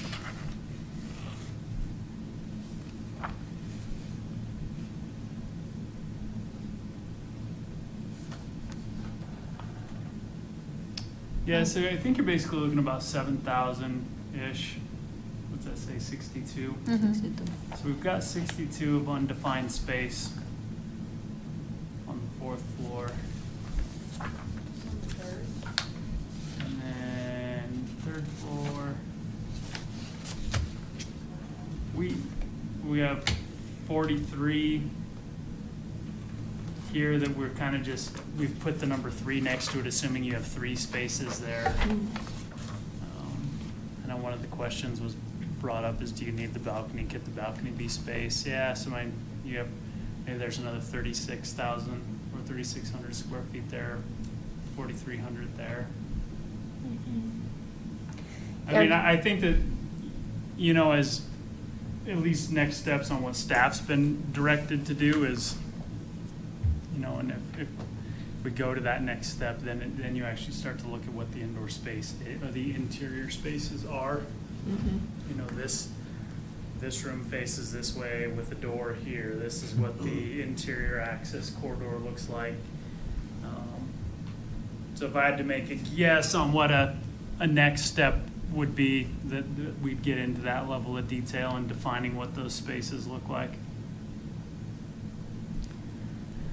Yeah, I guess I'd just like to go on record that's saying that I do think that addressing senior facilities and senior programming would be important.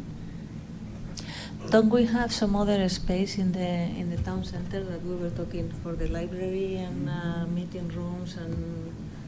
Yep. So how much is that? Or could we accommodate the senior center there? Yeah, in the kind of town core, town square, the town can have up to 40,000 square feet. Oh, okay. But the point I made was the ability to pay for both of those facilities. The TIF. At a TIF. At a TIF. Yeah. So my point was, I don't see how you get around going to a ballot if you want to get everything, including both the community space and the rec space. Yeah, this one. So I'd like to make one more comment though, Peter, something just to, I guess, we were talking about the 15 million versus the 35 million for the folks to swallow, that Louisville, you're trying to compare us to Louisville. Louisville is almost twice the size population-wise of Lafayette. I just looked up 21,000. Plus, they have a lot more businesses. So, I guess I look at that for a town that's a little bit bigger and more businesses, it's a little easier for them to vote for these types of things than Superior. And you've seen some of the things that Superior has voted down over the last 10 years. If you look, it's kind of surprising in some instances. It's a good it's a good metrics to look at that they just voted, but it's not a very fair metrics to look at, in my opinion, I guess. I'm not saying it's a shoo-in. I just feel, and again, this is opinion. Right. No, both of it's opinion, and the board has largely taken the opinion over the last few years that the reason this hasn't moved forward to ballot is because they're concerned it wouldn't pass because of concerns over particularly the amount of tax that has been increased because of the school bond and the fire district, as well as just the appreciation of value of homes and the tax bill that comes along with that. So that I just disagree with that. But you're right. I mean, I'm not using Louisville as like, well, look, they did it, so of course we will. I'm just saying, look, that's a $28 million, roughly in the ballpark of what we're talking about for a new facility, just for an expansion. And it's the voters in Louisville didn't even seem to blink at it. I mean, they passed it easily. So yes, I mean, we have a different tax base than Louisville, sure. I guess the other thing is, and maybe I'm looking at this wrong, but when I was looking at this, I'm not looking at it from, I'm saying I'm for this. It wasn't, I'm for this in favor of giving up other things in that town center. I'm for this saying, we think that the city really should take a look at figuring out how to work this in conjunction with the town center for a rec center type thing, whether that it has to go to ballot and it has to increase taxes or whatever it is. But,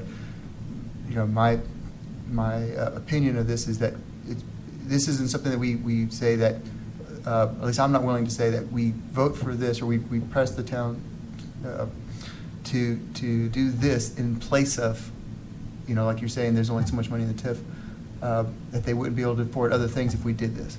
It wouldn't be, in my opinion, it wouldn't be one or the other. It's we're saying this should be included in that conversation as opposed to down there. So, I mean, that would be the next step, is I would say if someone wants to make a motion and you could word the motion similar to what you just said.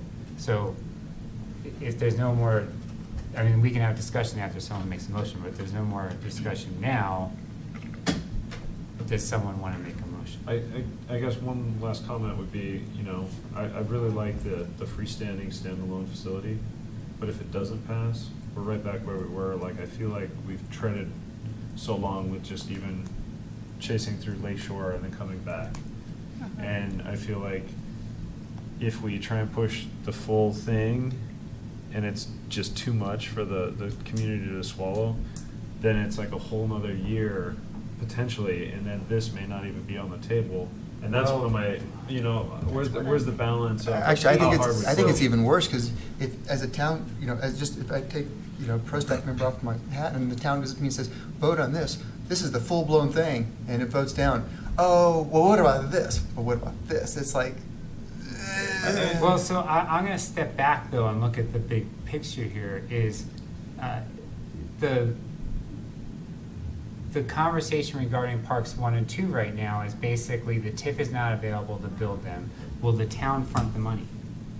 So the question I have in my mind is, if this is expected to be built with TIF, those funds might actually not even be released for 5 or more years. And so in that sense, you could have a vote on the Town 15 bigger facility in next year. It fails, you could come back to this and still get it could still move forward, because in that time, in the next 1 to 2 years, these funds very likely could not even be available to build this anyway. This is potentially further out on the horizon than I think we're assuming right now in this discussion. In this discussion, it makes it sound like, well, this could be built tomorrow, but not with TIF funding. It can't be built tomorrow because Parks 1 and 2 can't be built tomorrow with TIF funding. So, a couple of things that I think the committee should consider would be, one, the timing of this made sense last year to do it. When we were building the whole thing from scratch. We still have a lot of construction around our building right now. The medical office building's about halfway done. The townhomes are being built. We still don't have the road yet. We could, as a business, and I can speak to the sports stable as well, we could probably handle another year of construction right now. It would be very difficult to build all this momentum, open everything up, have the construction finally start moving further away, and in 2, 3, 4, 5 years, come back and start building again and really,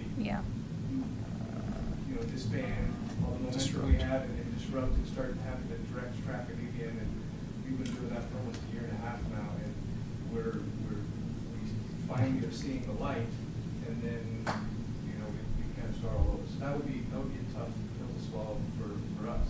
Secondly, something I think that we should consider with the Town 15 site is in a small area that is not that densely populated, you have the Louisville Rec Center that's doing a $28 million expansion.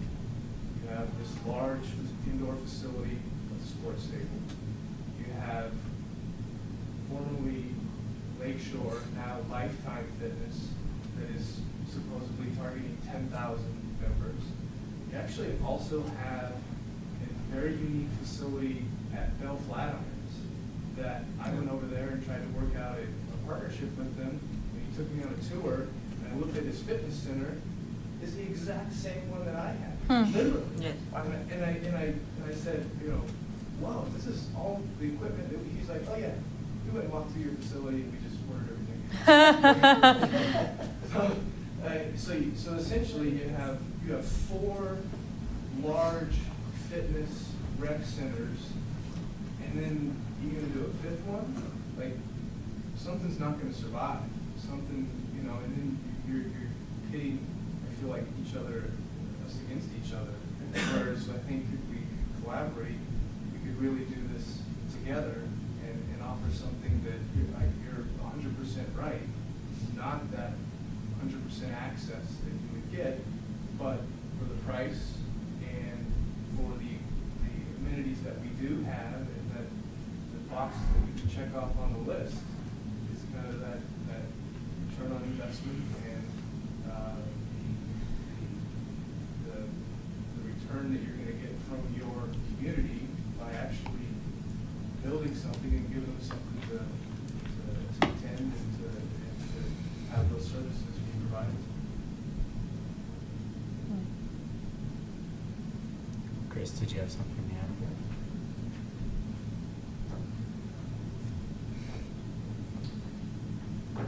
I wanted to save my comments to the end after I heard what everybody else said. You guys probably all are aware of my support for looking into this more. By no means have I already made a final decision on doing this there. What you guys have done over the last 2 weeks in that short period of time is exactly what the board has always wanted PROSTAC and the advisory committees to do, is to consider everything, not just make a decision on one thing that you thought was best for you or for this town. You have to look at everything and every option. I think that's what you did, so thank you for that. I want to make a couple comments on some of the amenities that aren't included, and I agree with you. I was a little surprised that we didn't have more of a you didn't have more of a discussion on senior amenities. So that is important. We know we've got more of an aging population here, and we need to have things in place ready for them. But what we didn't also talk about is what Impact is doing now.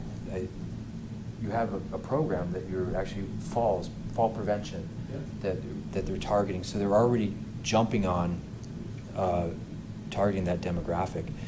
And I'm actually surprised that Joe Sorelli and his group, the B Corps, that they go to, I think they go to Bell Flatiron in the wintertime, but gosh, why aren't they in the sports stable there when the turf is not being used at all at 6 a.m. and 7 a.m.? It's wide open, and to me that's a great opportunity there. Not too long ago, I was a huge supporter of focusing on Richmond 15. Is that, I'm hearing Superior 15, is that the new name for it? Or it's always going to be, it's hard for me to change. Staff has been asked to call it the Town 15. It's a 15. It's All right. 15. So, excuse me, but I'll probably continue to call it Richmond 15 because it's easy for me to remember. I've been a big supporter, and for the longest time I thought that's where, when the time came, that's where the rec center would be. It's a good spot. I am aware that it almost excludes residents from original town, even though it's a mile away. Okay, I get it, but still, the original town residents think that they're being excluded. But again, I go back to, is that the best option? Maybe it is. Maybe it's the best option to have a 40, 50, 60, 70,000 square foot building that we could have every single amenity that's going to cost a lot of money to do. But my best options aren't Sandy Hammerly's best options. And I think that you're always going to have some issues. There's going to be some people that don't like everything that's in there, and they're going to complain about spending money for that. I think looking at this over here more is a really good idea, to continue to looking at that. We talk about the difference between 15 million and 35 million. I'm not sure if I agree with either of those numbers. Let's just say that to build on the Richmond 15 is $30 million and we go to bonds. Let's just say that this doesn't work and we end up doing that. Long term, it's going to actually cost us more, right? Because we've got to pay those bonds over time. So what is that $30 million over 20 years, 30 years, or what have you? So I think we end up spending a lot more, or I know we end up spending a lot more for that facility. So I think, again, from a fiscal perspective, as a trustee now, those are the things that I look at. Does it make sense to do that and put us on the hook for another 20, 30 years? I don't like debt at all. I'm so happy that we're starting to pay that debt down, and within the next 5 to 10 years or less, we're going to have a lot of that debt repaid. We've been having lots of conversations about the fire district. I agree. I don't like paying 21 mils towards the fire district, but the town voted for that. We put that in place so we could have a nice new fire station. Now we're almost creating a movement to try and get them to bring that down. Okay, we bring that down. Let's just say they are willing to do that, but then we're going to go out and spend $30 million or issue $30 million of bonds and go right back in debt. To me, it's not the right thing to do when we have other options here that we could spend a fraction of the amount. Now, whether that's $8 million over there or $15 million, I don't know. I spoke to Luke Taylor about it, and he's very keen on the numbers of what it costs him per square foot to build that building, and this isn't going to be that much different than the existing building there. So let's just say it's $10 million. We keep forgetting that we have partners in this. I know Doc Sheen is very keen on seeing this happen. He wants to see something big happen there. He's not going to just allow the town. I mean, I guess if we said we're going to pay it all ourselves, he'd say go ahead and do it. But he's interested in it being a partner in this. So what is that 10 million? What's our exposure then on that? Is it 5 million? Maybe it's 7 million. But suddenly the delta between 35 and what we actually will pay increases, right? So those are the other things that we need to think about. Overall, what is best for this town? Are we going to be able to have a 12-lap or 10-lap pool of 50 meters with a deep end and diving boards and all that stuff? I don't think so, but do we want that? Is that money best spent that way? I don't think so. I don't think we're going to. I know I'm not going to be going off a 5-meter diving board and jumping in. So we'll probably have Monarch there. We might have Fairview there early in the mornings or on occasion, but most of the time that would be sitting. So I think we need to think about how it's best going to be used. From a personal perspective, and now I'm putting on my coach hat, I would love to see hot and cold pools next to the pools there for recovery, that from senior citizens down to the youngest athletes that can use those to help recover faster from when they're playing their soccer games, or if they've had a hip replacement or something like that. going in that type of environment is very good. So I think you guys are on the right track. I wish we had 100% support on it, but I think overall you guys have done a good job, and I think this is the right thing to do. Now, that doesn't mean it's going to happen. This could go to the board, and we could meet with Doc Sheen, we could meet with Ryan and his partners and Luke and all that, and something makes it fall through.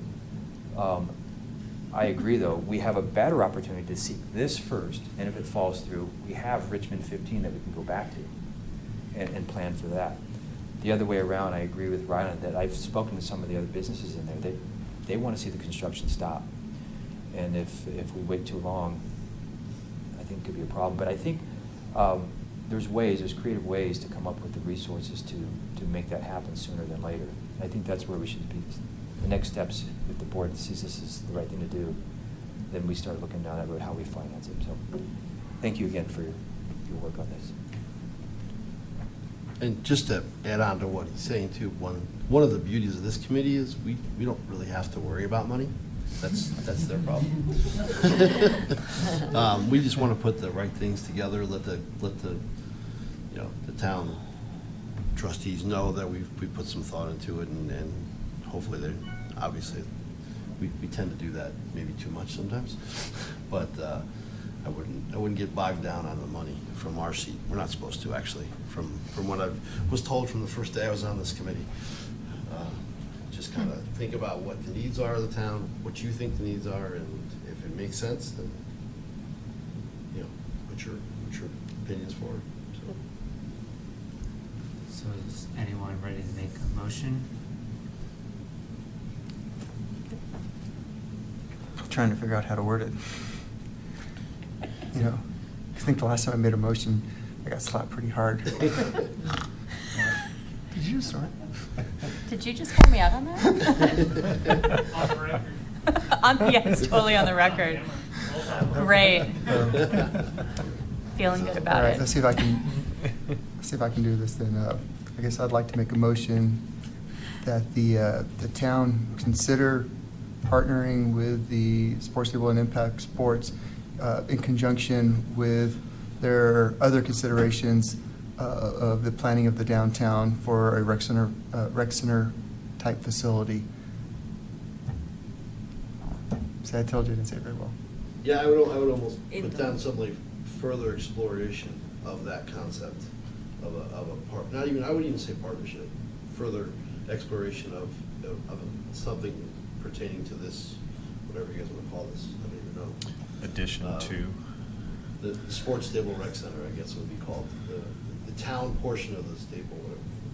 I don't have a word for it, so I don't know. But I'm just saying, exploration is the word that comes to mind. I think it I kind think of the is a final partnership. product Catch is all an that? indoor rec center. It's Whether it's run by being one group or referred the to other. as a partnership. I Yeah. think you have to include that language. Okay, that's fair. Or exploring the partnership of the Patrick will figure it out.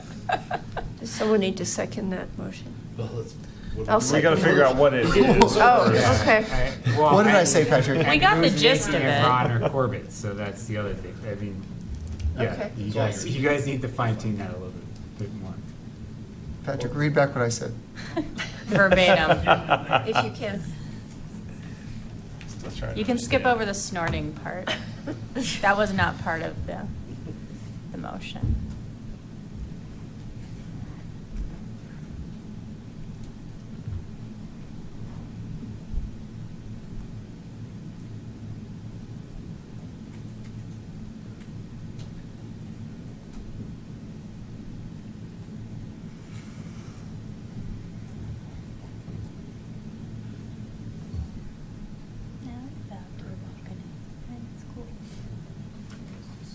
I'd hang out there.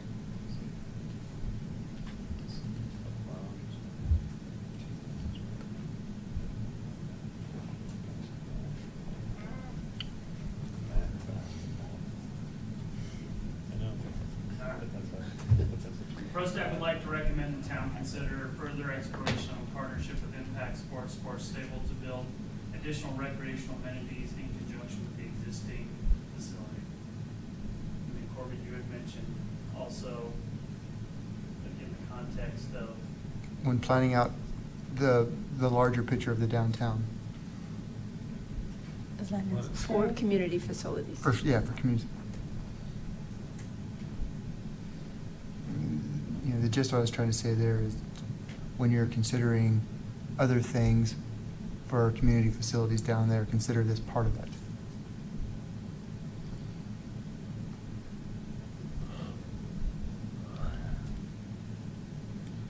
Can you read that back one more time?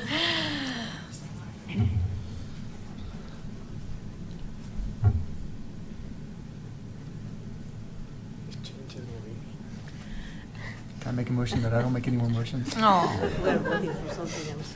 It's brave to make a motion. I wasn't going to do it. So. Usually tries to me to make a motion, but I'm in opposition. Well, because you already, That's because right. you usually already have them written down ahead of time. Well, the big ones, but even the little Okay. ones. PROSTAC would like to recommend. Sandy's. Yeah. I'm on a microphone. I'm going to default to you guys making and writing your own motions.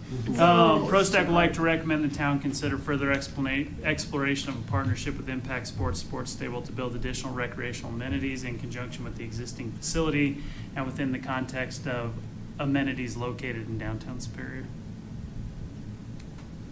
So this recommend. So Sound good? we have a motion from Corbett. Do we have a second? I second it. Susan seconds. Discussion? So this is, sorry. So this is a recommendation to continue to explore this along with the other exploration of 15 or a standalone. You would need to state that. Well, just it's by not the an way that was exclusion said. of, is It's not it? Right. It's not excluding it, right? I mean, this is You just guys to make say. that We're exploring It's it up now. to you. But it's not explicit. Do you want to right? add something in there that says to that you want this facility to respond to the priorities that you've already identified? Because that doesn't say that. Well, that's why. Yeah. So here's what you guys were tasked with. You were tasked from the board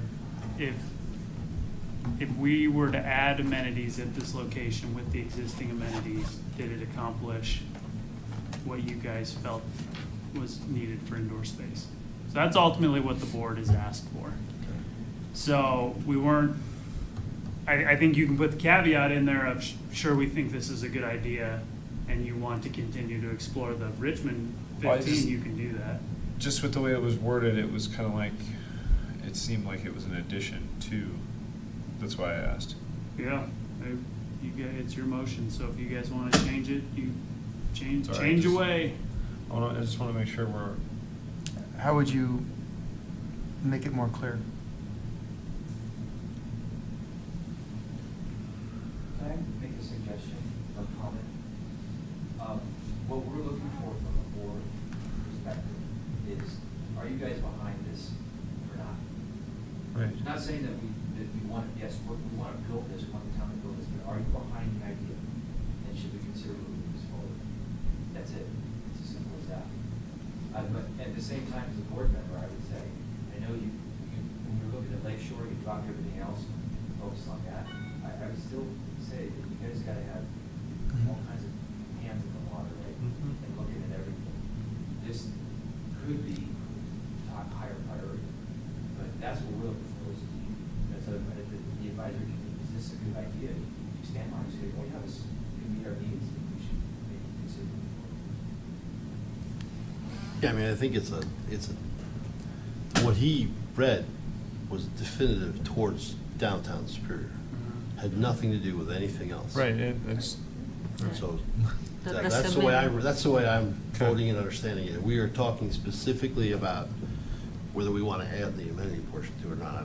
I don't know Well, about that. it's but- just, it's not, by not making any mention of the Town 15 facility, you're leaving that open-ended. You're not being explicit in either way. You're not saying that the committee is recommending further exploration of the partnership facility and discontinue discussion of the Town 15, but you're also not saying recommendation of further exploration of the of the partnership facility, but also continuing discussion of the Town 15.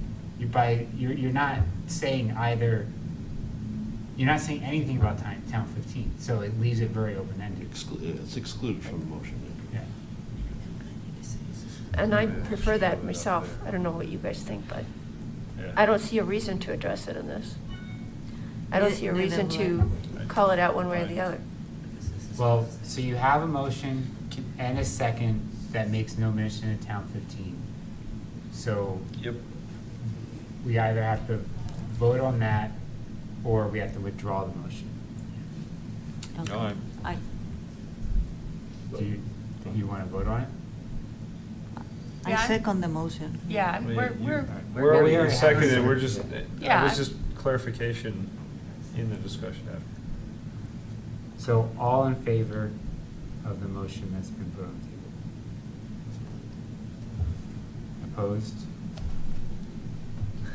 So it's 6-1, passes.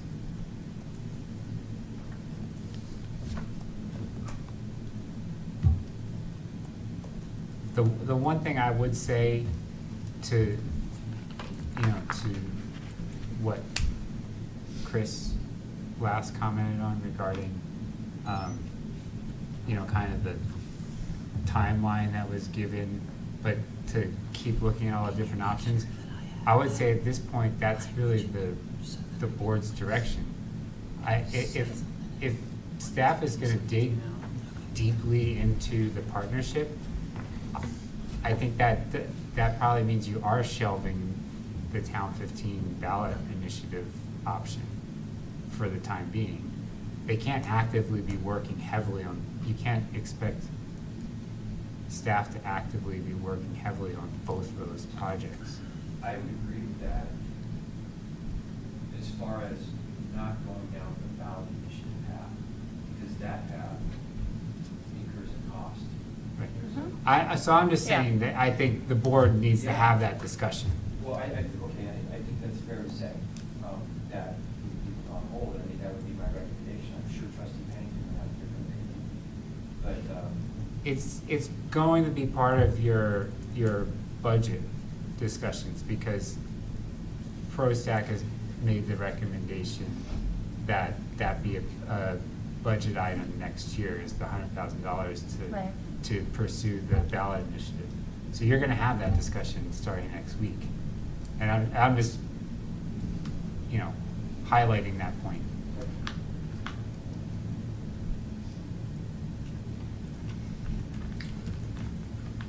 All right, so updates and look-aheads.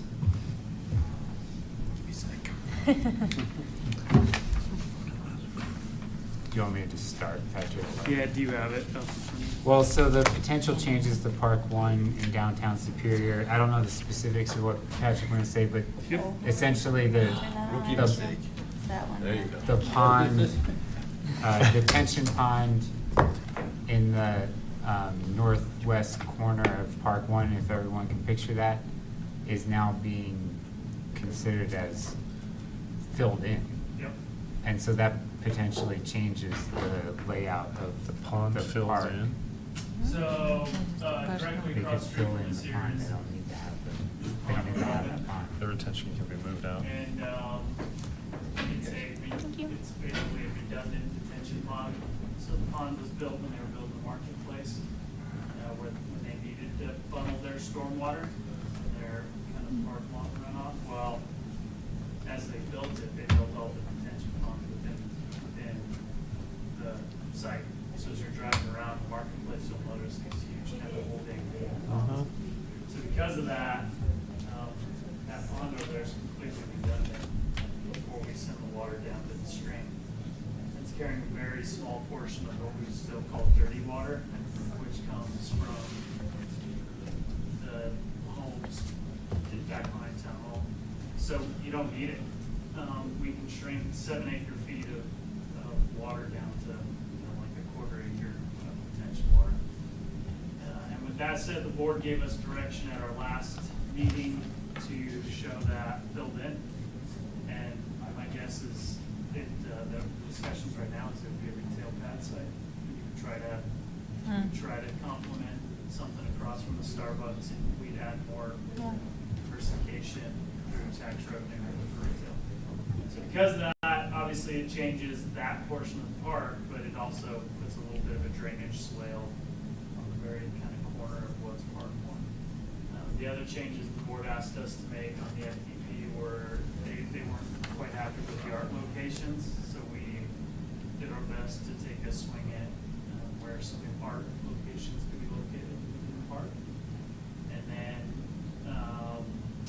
they wanted to see a different roof cover on the concession stand. So we're going to present them just with some options and not try to read their minds, but just let them, okay, we'll go with whatever they think. So, but as I alluded to earlier, it doesn't actually sound like, right now we're all that close to a reimbursement agreement with the developer. So if you followed the last meeting, the board actually didn't even want to look at the FDP, the final development plan, because there's not a mechanism to pay for it right now and be reimbursed for it. So we'll know Monday night, the 25th, if the board's wanting to look at the FDP and approve the FDP in terms of a design. But right now, it's all in the board's hands as whether the FDP is going to get approved or not. So that's going to dramatically change Park 1? No? Yeah. I mean, that like changes the whole game there. It would, because what is the pond now would be flattened out and be a pad site. Yeah. But why a pad site? Why not part of the park? Is that just the way the board's going, or? Well, that's just where they're leaning. And right now, we're just showing it. We'll just show it completely flat. I think that at least the initial discussions is it would be such a hot corner for retail, and the town is always trying to diversify and add more tax revenue other than our kind of big box. That it would be an opportunity to do that. But it also could. I mean, the board could absolutely land on make it more parking for the park, Right. or cut in. You're absolutely right. In addition to the park. Yeah, I mean, Addition we're to not, park. we're not being asked to comment on it Yeah. at this Well, point, but. this is brand new, obviously. But I- Brand new. I kind of- last meeting. Yeah. I kind of agree that if you're gonna start talking about filling that in, you have to have the discussion, why automatic assumption that it's retail and not just part of the park.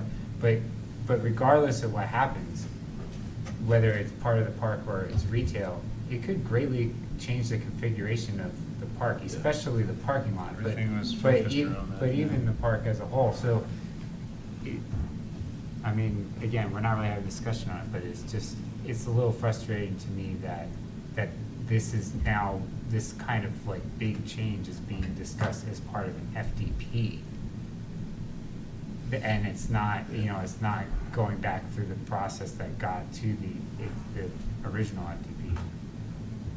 Who came up with the idea that it could be filled in? Was it just the developer, or was it a? No, it was when we were getting ready to submit our permitting for the creek work in general. You have to run all those calculations, and you don't even need it.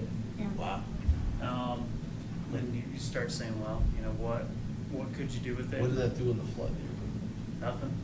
Well, it held it held water. So you would still have to, kind of pipe the water that's there, but you don't need it as a physical Retention. cleaning pond to scrub that water up one more time before it sends down to the creek.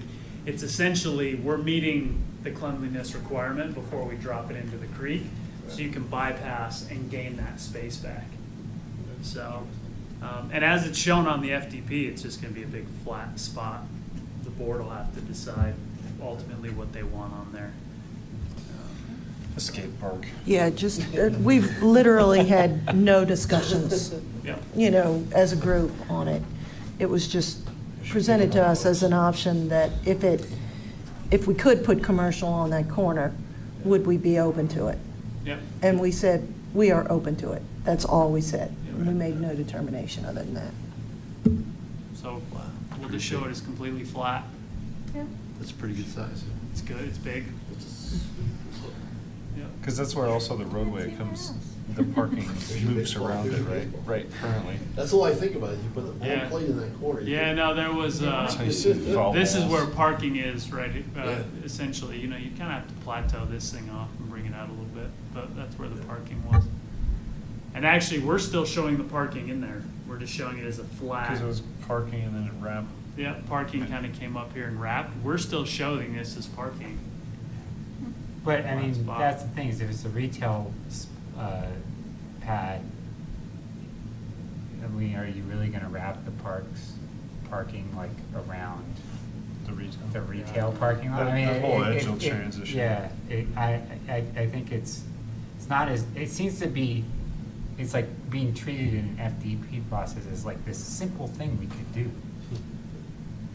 To me, it's not a simple thing. Fill it in. Well, no, just like What you do. move forward with the park design as is, and just that's a retail. Well, no, you kind of have to figure out, well, what is it? Like if it's retail, what actually is it? What's the layout of that little property going Right. to be? To say what the layout of the park around that piece of property is going to be. Yeah. So like I said, right now, we'll just show it as completely flat with nothing on it. Yeah, literally, the board's had no discussion on this Yeah. whatsoever. Well, and I'm All it is right I bet it now comes is, back to us. is a piece of Yeah, flat and I'm land. just saying, I don't think the board should just, gloss over this. And approve an FDP of Park One and not take in the full weight of what the pad will be. Well, we'll be talking about it on Monday, and certainly, we would love to have visitors there to discuss it with us.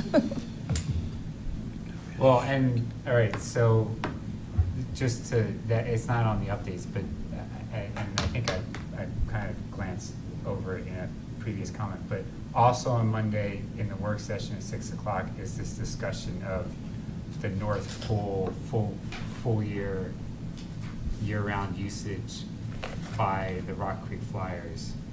And so if anyone has any interest in that, that's an interesting topic of discussion. They're gonna keep that water Keep it from warm? freezing. Just heat it? The Rock Creek Flyers say that they'll pay the cost, but I don't think they realize that's what's gonna be gone over in detail on Monday That's not night, a is heated what the pool, actual is it? cost to do that. It is heated? You It's a guys heated have- pool. It's not a heated facility to heat the pipes to get the water to the pool. So we received a request from the Rock Creek Flyers. We, as staff, declined the request for a lot of different reasons, and they approached the board and asked the board for us to consider it further. So that's what we're doing, and we put together a cover memo. But the gist of the cover memo is the building wasn't intended to be operated year-round, so it doesn't even have a heater. So you have, the water comes in through a pipe and it runs right through the middle of the building. So we could, in theory, spend $40,000 to add a heater and insulation into the building. And then we would request that they buy the pool covers because it's the sole user that's asking to use it. So a $60,000 upfront investment, and then they paid $4,500 last year. They rented it last year for the months of September and October for their swim team and paid us $4,500, which covered the additional chemical costs, janitorial costs, and the electricity and heat. But year-round is a little bit different. We would need to incorporate our staffing costs. My guess is in December that the heating cost alone for 100,000 gallons worth of water is probably around $6,000 alone. So, but they have said that they're willing to pay that in 2 different public settings. So the board will need to chat about it on Monday. So Chili Fest debrief, there were a number of us there for the first half. The main topic that we tried to bring up whenever possible was the South Pool Skate Park. I mean, pretty much everyone that we brought it up to seemed to like it. We have the design to show. I didn't hear any opposition. Maria, how late did you stay? Did you stay the full? I stayed there until probably 5:30. She was slinging chili with us. So was Susan. So was Kelly. I was Yeah. planning something else that day. Yeah. I don't even know if I saw any of you. I don't know. I tried to ask everyone that came by, which there were many people. I think they were more interested in the doggy bags than anything else. But Or the pink sunglasses? That's all well, we have they were left. almost gone. I mean, they were pretty fast. So Did we find the yeah, other I don't box? know. I didn't. Yeah, no, what happened to the other box of sunglasses? We were missing Patrick wears a different pair. Somebody the walked off with it. green and, I have no idea. what was the other color, black? I only saw the pink ones. Yeah. Yeah, they were, yeah, Yeah. blue disappeared early. Well, it was a good location, let me go on the record. It was an excellent location. And I think it worked out well having all three of us kind of, Mhm. much bigger than just 110. It was very, kudos. But Good setup fra- for us, I appreciate But I frankly think that people are more interested in maybe getting a gift or Giveaways. doing some activity or something like that than really anything else that's going on. Yeah, I mean, you do have to kind of actively seek You have to the ask. conversation, yeah, you have to ask the question. And I think the skate park was kind of hard for people to see. I asked a few kids. It's not a I think three-dimensional they look thing. at it like, Yeah. I don't even know what you're talking about. You should need a model or something to get them to Yeah. understand. Does the town have a 3D printer by any chance for those things? Is that- I'm sure it's really cheap to. Just make it out of Legos or something and bring it. Actually, it. We got the sunglasses. You can go to the library, they have I one. believe we're missing the box of sunglasses. Anyway, but- I know that there was a bunch of kids that stopped by with scooters, and we talked to them about the skate park, and they were excited, like, oh, when are they gonna build it? And it's like, well, we need more support of it and look into it and. you So know. did you get to? No, I mean, they were interested in it, but, you know, it was always, you know, But they as a couldn't lot see of people anything are there. like, when's it gonna show up? Yeah.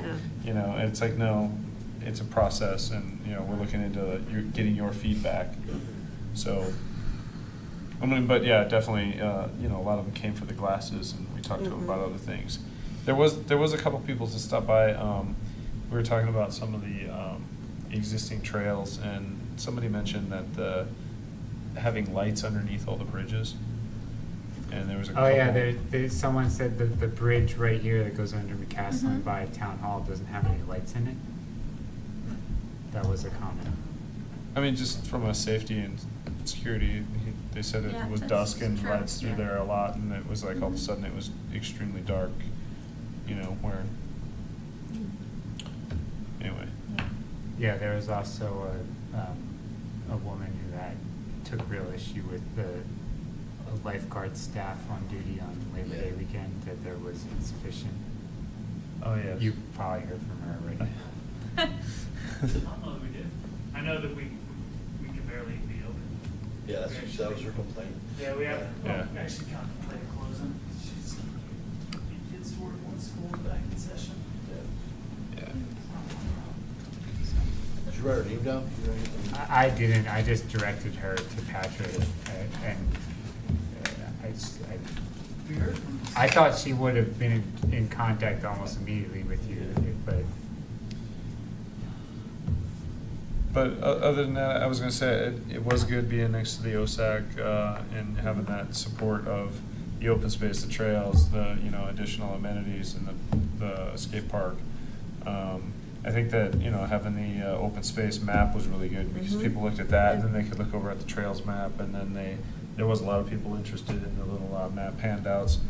We were commented on that we should update the map, and I think more than anything, there was a couple dates in there from last year. Well, yeah, the So, passport as long as was you get rid of the- designed for last year's events. Honestly, the passport would be Yeah, perfect if there's no dates in it at all, because you can just we keep didn't do reusing it. Right. I don't know if I should break it down, yeah. Yeah, I think you're- just- Well, Yeah, really yeah. nice. Well, maybe not that exact, like, whole fold-out thing, but definitely some form of town trail map seems popular. People really do Yeah. take Trail, those. open So if there's a space, way to parks. do just a more standard pamphlet version Yeah, of absolutely. that's cheaper. Yeah. And like Corey said, don't have any dates attached to it for like the passport or whatever, so it's Mhm. a little bit more universal reusable from year to year. And I very much appreciate the future trails map. That was really good to talk to, but I continue to have requests. So one request would be the trail map that we have, if we can get the existing trails in one color and the proposed in a second. Because they looked back and forth and they were like, well, I don't understand why you're proposing that trail. And it kind of leads into the, some of the next updates here, but that existing trail, the new one that we're proposing is a link between two other ones. And you can't tell that when they're on two separate maps, or most people can't easily pick that up without the overlay. So you kind of show them one and point, see that opening, see that's where it is, right? So anyway, all right, I'm done. But it was very good. Good location, good having us all together, and a lot of people stopped and chatted. So, track age update. Irrigation was turned on yesterday. Plants are going in today. There's a tree and plant shortage in Colorado due to all the new construction. So we're getting plants from Nebraska. That's from Wyoming. But met our deadline of having plants in this week, and trails in about 90% in. I think I was telling you guys, or some of you guys, there's 3 ditches that run through that project, and we have no control over when farmers downstream call for their water, so we actually did the majority of that project with water running fluid through it, which was a huge challenge, but the trail's done with the exception of where the water crosses through it, so as soon as those ditches turn off, we'll go in and finish the trail. And then it'll be reseeded hopefully next week, and we're going to try to keep the irrigation on as long as humanly possible, and track days will be done. Cool. Awesome. Is that the guys on the top of the hill all week? Yeah, all week. Those guys, I saw the trucks parked up there every Yeah. morning. Is Yeah, that what they were working on? Yeah. Okay. We actually, to kind of meet our deadline once, we had like 16 guys up there yesterday. I was wondering if that's something to do with that, or if they were, if somebody was doing something with that original proposal, and somebody had the rest of the buildings up there. No, it was, that's all. But I will say that the town center development is starting to come along. 26 is they're doing some work down below us. So Yeah, I saw that. yeah, so 16 acres in 3 months. Got it done. So good stuff. It's awesome to see, but it's also kind of depressing because I know it was open space, and it was like to see all the plants and all the grass and the native grass is all gone to redo the trails and the irrigation. It'll It was look kind of awesome like, next year. is a You'll bummer. have the grass I know. right there. I'm just saying it was all about the native grass, and it all disappeared. Yeah. So But I look forward to trail connections. you and me both. You and me both. Ties into that trail. Yeah. So pros tour, I don't know, I can't remember which committee I chatted with. So our staff had offered the town board a behind-the-scenes tour of town, which is actually, cool.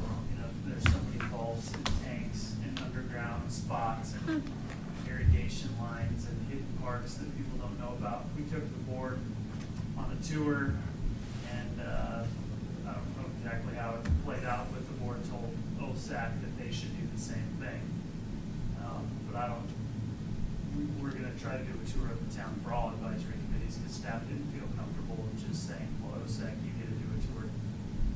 So we're looking at doing a kind of behind-the-scenes tour maybe at the end of October. We'll probably try to plan it on a Saturday or a Friday afternoon. Just kind of falls on the cycle of when my staff has already got stuff in the works, since this will be overtime for those guys. But we'll invite all the advisory committee tour to come and tour the town. Cool. We drive in the trucks, and we get to see where the guys do the snow plowing on the kind of big hillsides, and get to kind of learn about irrigation. We do 3 million gallons of water every day. It takes us 17 hours from start to finish to water one day in town. So it's kind of cool to see how all that stuff works. So I'll get that out to you guys, but we're trying to plan it on a Saturday so people can attend.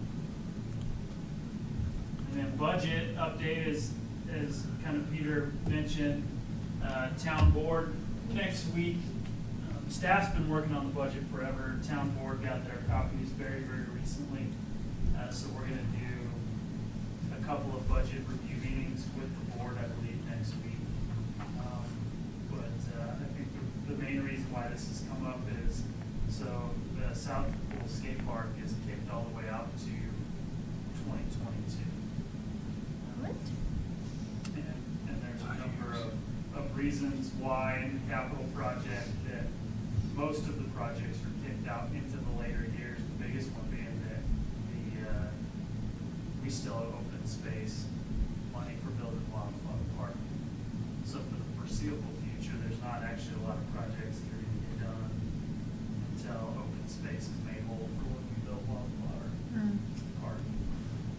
But that being said, you know, these budget hearings that happen during the daytime, if there's things that PROSTAC wants to advocate for, now's the time to get in there and really chat about it. So I was just kind of quickly looking, and again, this is preliminary. So know that staff puts together a budget, and then we do our best to present it to the board. The board ultimately is going to shift all these priorities around, or say, staff, we think you did a good job. But really, 2018 and 2019, in addition to paying back Wildflower Park to the tune of $1 million, there's a lot of transportation and safety items that are in there. Some traffic calming measures, school zone flashers, things like that. And we actually don't have any Parks and Rec projects planned until we pay back the open space fund, and then we have what we call our maintenance capital, which are kind of our worst case scenario funds if the vehicle breaks down, or the North Pool or South Pool pump rooms catch on fire like they did a couple of years ago. So right now, the Parks and Rec department, we don't have any projects scheduled until 2022. So I just wanted to keep you guys on that. I know that's probably not, what you guys want to hear, but I will also say it's an opportunity to come and advocate for the board to try to get that pushed up further in the budget, and let the board know that it's a priority, that you guys have been doing the outreach on it, and start to chat with them about reprioritizing things around. Does that include trails? Trails come out of open space fund, so yeah, there's no general fund trails in there. So I personally already wrote a letter to the board asking them to consider moving it up from 2022, ideally to next year, but at least sooner than 4 years out. But so, I mean, I would encourage anyone else, if you feel strongly that the skate park should be done sooner, either go to one of the budget meetings or write a letter to the board before the budget meetings so that they, will discuss it. And that's what, I mean, unfortunately, we were talking mostly to kids at Chili Fest, so it's a little hard to convey this point. But we were trying to say to the kids, like, talk to your parents and have them, like, voice to the town that you want this now, type thing. So I don't know that any real response out of Chili Fest is going to make it to the board, because we were mostly talking to kids without their parents present. But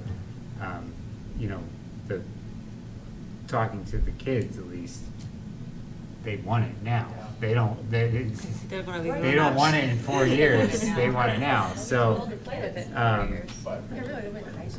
Yeah. So did you just say that the open space fund is 500,000 in 18, 500,000 in 19, just to pay back the Wildflower? No, like $1 million? A general fund owes open space $1 million a year. Right.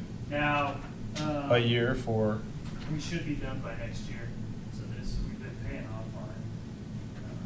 So. And then actually, there was some, because we didn't do the streets project this year. Right. We were able to pay back a little bit more. So really, kind of by like 2019, 2020, it looks like some projects kind of, open up. But the other thing you have to keep in mind is transportation and safety is becoming a big issue right now. So I think that we're getting back to where, for a couple of years, when I first got here, Parks and Rec didn't really do anything. And then Public Works did a bunch of projects, and then we kind of swung the other way and we advanced I think really we weren't supposed to even start Wildflower Park until next year. Right, So it got once we pushed advance forward. that, and that almost $4 million project, we still have to pay that off.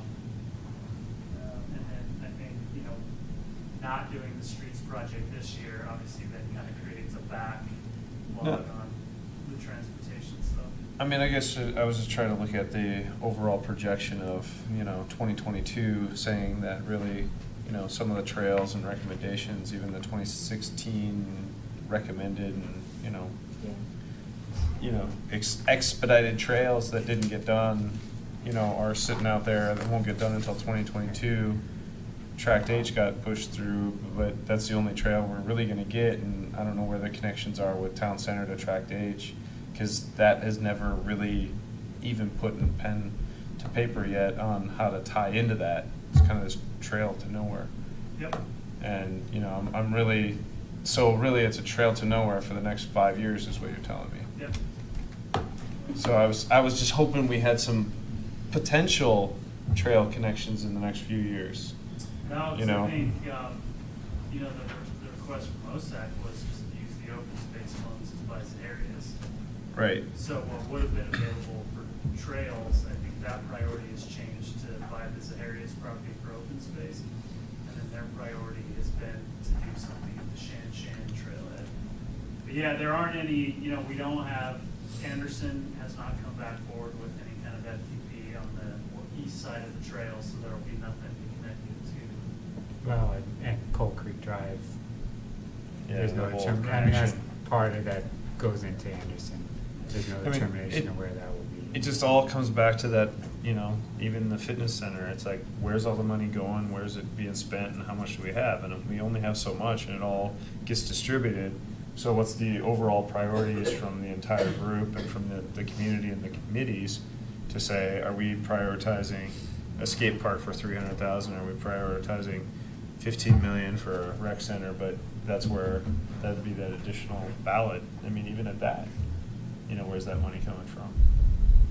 Well, So- if, yeah. 15, 20, Right. 30, whatever. That was my whole point about The TIF. About the TIF, is that the TIF can't pay for all that stuff. Yeah, and I understand, Ron, to your point, we're not supposed to look at the how much it costs or anything, but when we put forth the recommendations and we really push on the skate park, and we get a concept, and then it's like, it might show up in 5 years, if you're lucky. It's kind of like, okay. 5 years for the second shelter of Purple Park. We did Purple Park for years. I That know. shelter took 5 years at least, yeah. It was on So, before got here, so. it just shows that, if we have something we're passionate about, we need to, and I'm sorry I say this, and then I'm not gonna be able to come on Monday, but That's why I say it's so hard. come and talk to the board and really prioritize or write an email or letter Yeah, or something write an email about some of our So, and passions. to clarify, there's two different things next week. There's the board meeting on Monday, and then these budget meetings. So Right, yeah. the skate park you could go to public comment on Monday and talk about the skate park, but really the discussion of the skate park will be in the budget meetings. And who knows, they have multiple meetings, so who knows Right, when who it knows will which even one. actually come up. But, I don't think they take public comment in the budget meetings, so, do they? They do. Okay. But the easiest thing would be to just write an email to the board. I mean, that gets to them. I'll write an email and then go get signatures from all the kids I would at say, school. if I had to make, having done this for a while and kind of seen how advisory committees work, I think wrapping your heads around all the competing interests. And let's be honest, the other reality of it is you guys have heard me say it, we have 5 advisory committees just in my department alone. So the structure inherently conflicts itself, right? Yeah. So having a really good understanding of the budget in general, I tell people all the time, that is probably the most important tool, but it's the least fun thing to actually pay attention to. Because it is, I don't want any of the committees to do a ton of work and then to ultimately not see any of it get done. But I will say, by the time you have Transportation Safety Committee, this group, OSAC, Historic Commission. Well, now the arts too, with Arts, the amount of money. Youth Advisory, RCAT. I mean, there's a lot of competing interests, and I think that and I told this to Peter a while back, you know, when we got the huge win of Wildflower Park and advanced that by several years to get it done, I mean, I just think that there's gonna be, until we can catch up from that, you know, there's just more competing interests than there had been previously. You just have that many more committees, that many more projects. I mean, art now will compete with it. You know, transportation safety is going to compete with it. So it's starting to become more of this holistic thing where I don't think it had always been that way. Okay. And that's the board's determination on funding, right? That's why. Is developer still pushing serious or not? Is that kind of dead? Yeah. Well, obviously, OSAP is trying to buy it, I know that. Yeah. I don't know. I haven't heard this area. I'm assuming they're coming back. We haven't heard anything. I'm assuming that the Anderson property will come back, but I think we don't have that many more board meetings this year. I mean, we're already into the October meetings. I heard Zaharias is coming back, but now I don't remember who I heard that from. Well, we had heard that they were coming back, but I think it's coming back now. My guess is it'll have to be next year. I mean, just looking at our internal review process, by the time we do the staff review of the FDP, before we can even get it suitable for like committees to look at, it's like months. It's a lot of process. Meeting adjourned. Okay, I was just going to say that we had the final ride for the city. We did the ice cream ride. Oh, right. You crushed it. We had a lot of, even the mayor showed up, so hey, we got 20 people, so it was one of the biggest ones. It was good. Hey, Awesome. Yeah, thanks for doing that. That's awesome. We'll have to be a little bit more organized with it next year. Well, Now that there's a we- lot of lessons learned. Now we know these things and how the town reacts. The thing is that when you do a maintenance thing and you try to do it right, you really would need to deflect those, because people feel obligated if they don't do the maintenance and they don't want to do the right. Right. Because when we just did the right, More people show up. in fact, people sent their kids. We had just some kids there that the parents said, hey, go along in this ride. And one of them got a flat, and we ended up having to call the parents to come pick them up, right? I mean, they weren't like really young kids. They were like 14, 15. Exactly. You know, so they were old enough that we didn't have to worry about them too much, but still. I was looking forward to it until the. Huh? Town by the basement. Oh, no. I I even was. said another, I said, you might want to make sure that you tell everyone you tell. The second email did. The first one did. And I was worried that everybody's going to put me in second. And it's funny before you walked into a soccer class, take down, boom. And it's just demolished it. You're like, Everybody started taking off at this point. Now they knew how to get out there. You know, but of course they bounced us in the roof tiles, the interior roof tiles. I said, we'll do it at 6:40, and people, once I showed you right out there, they're like, oh, yeah, no, we're gonna leave early. Holly? Yeah, but they used to change the whole dynamic. It'll be open, so the lot that we backed up to was purchased for $200. So it'll be that at least until I die. And then when they get the. But I used to have this, So, I didn't want to take that and long. then everything to the northeast was wide open. Well, they now built right to the edge of that That big was parcel. killer, right? 'Cause, you know, and I wanted, I didn't know, because you see, I didn't know, there was a lot of kids there. You So I took didn't- them further. So we started at Safeway, and we went on the sidewalks underneath up to the mall, 36 bikeway up and over to wherever here, Space. I mean, to Gordon's- the Cold Creek Trail, and then And down now it's down much down further the back. river. But, You know where the dog park is? So the dog park's Yeah. gonna move. So So that corner you will see a graphics picture is of gonna be what happened a at huge this direct park. center. I didn't think it was driving by that. They don't think they built it right, they fixed it. Are you there on so I'm there on Mondays now, it's my 6-year-old plays up there. Are you guys on the turf field? Oh, actually, I did that, we're little guys. So- Where's? But the coach, the little metal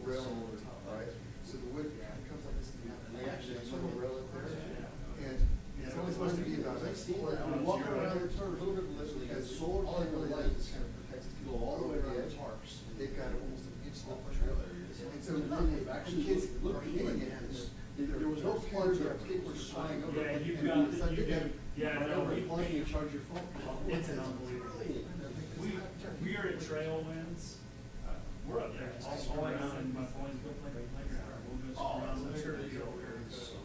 I mean, we don't have like a big baseball field right by, so we'll go there, I mean, you know, we're there all the time, and then I've seen the conceptual plans that we're putting together for that rec center.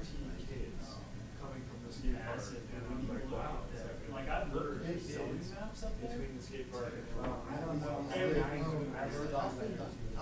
Yeah, so you know what this killed? Yes, over some, and here's what killed. Is it was zoned for recreational There's a couple use. kids that wanna come and. Top, when you came in, it was often, they were calling it daily.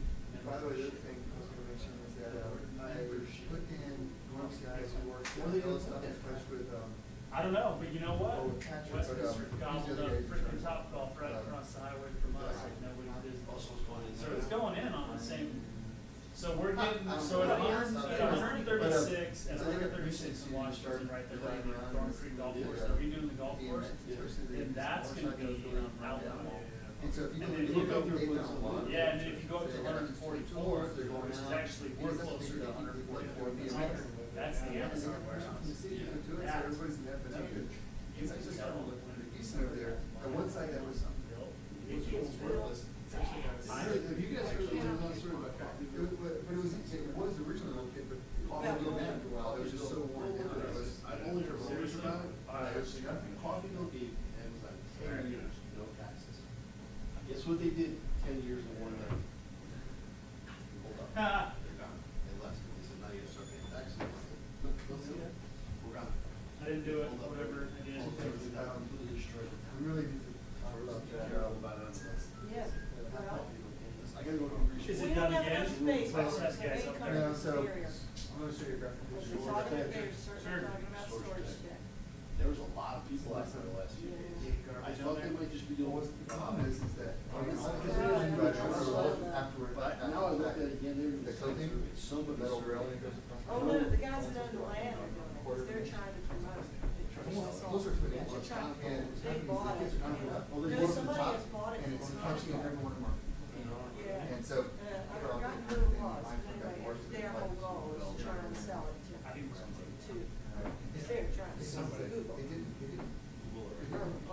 flared up to the coating right, and so there's too much glue. What happened is everything's hitting it, it was just causing it to flip, instead of rolling, We you light hit it up it, to you it. hit it, I mean, roll a bit, yeah. and up, and it's all finished, right? But it's causing a big lift of this. Top off, he's going. That's the word. I don't know what you do, you get smaller coating, I don't know, but we just told them, don't go there. Like right across the street where they were supposed to go. Yeah, that's called shorts, I didn't think it. It's the same principle of people who live on Rock Creek, mention more about Town Center Building. My realtor told me, Tom, man, you then die. Before, we looked at a house in Overlook Town Center. Oh, yeah. And he said, just remember. That ain't staying empty. No idea where it's going. It could be. I was gonna say, yeah, that's It could also be, well. Shoot that. Do you mind? Or Okay. we'll space? Just shoot No, each also other. do. Is that? I know. Just get there, 'cause I had that ball, by the way, I had this down last if you year, have I it, had my the little need shop is that it's, on the.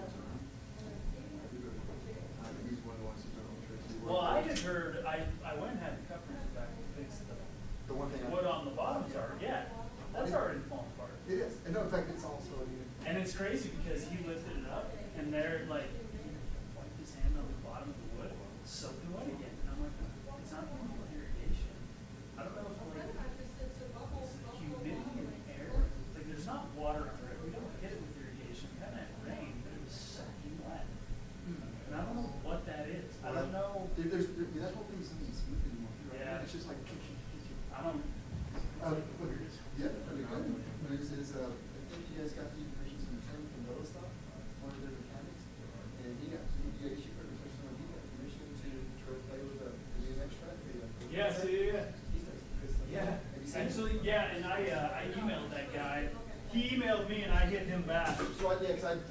Yeah, and he's a they're good dude. They are. And they're excited. They are super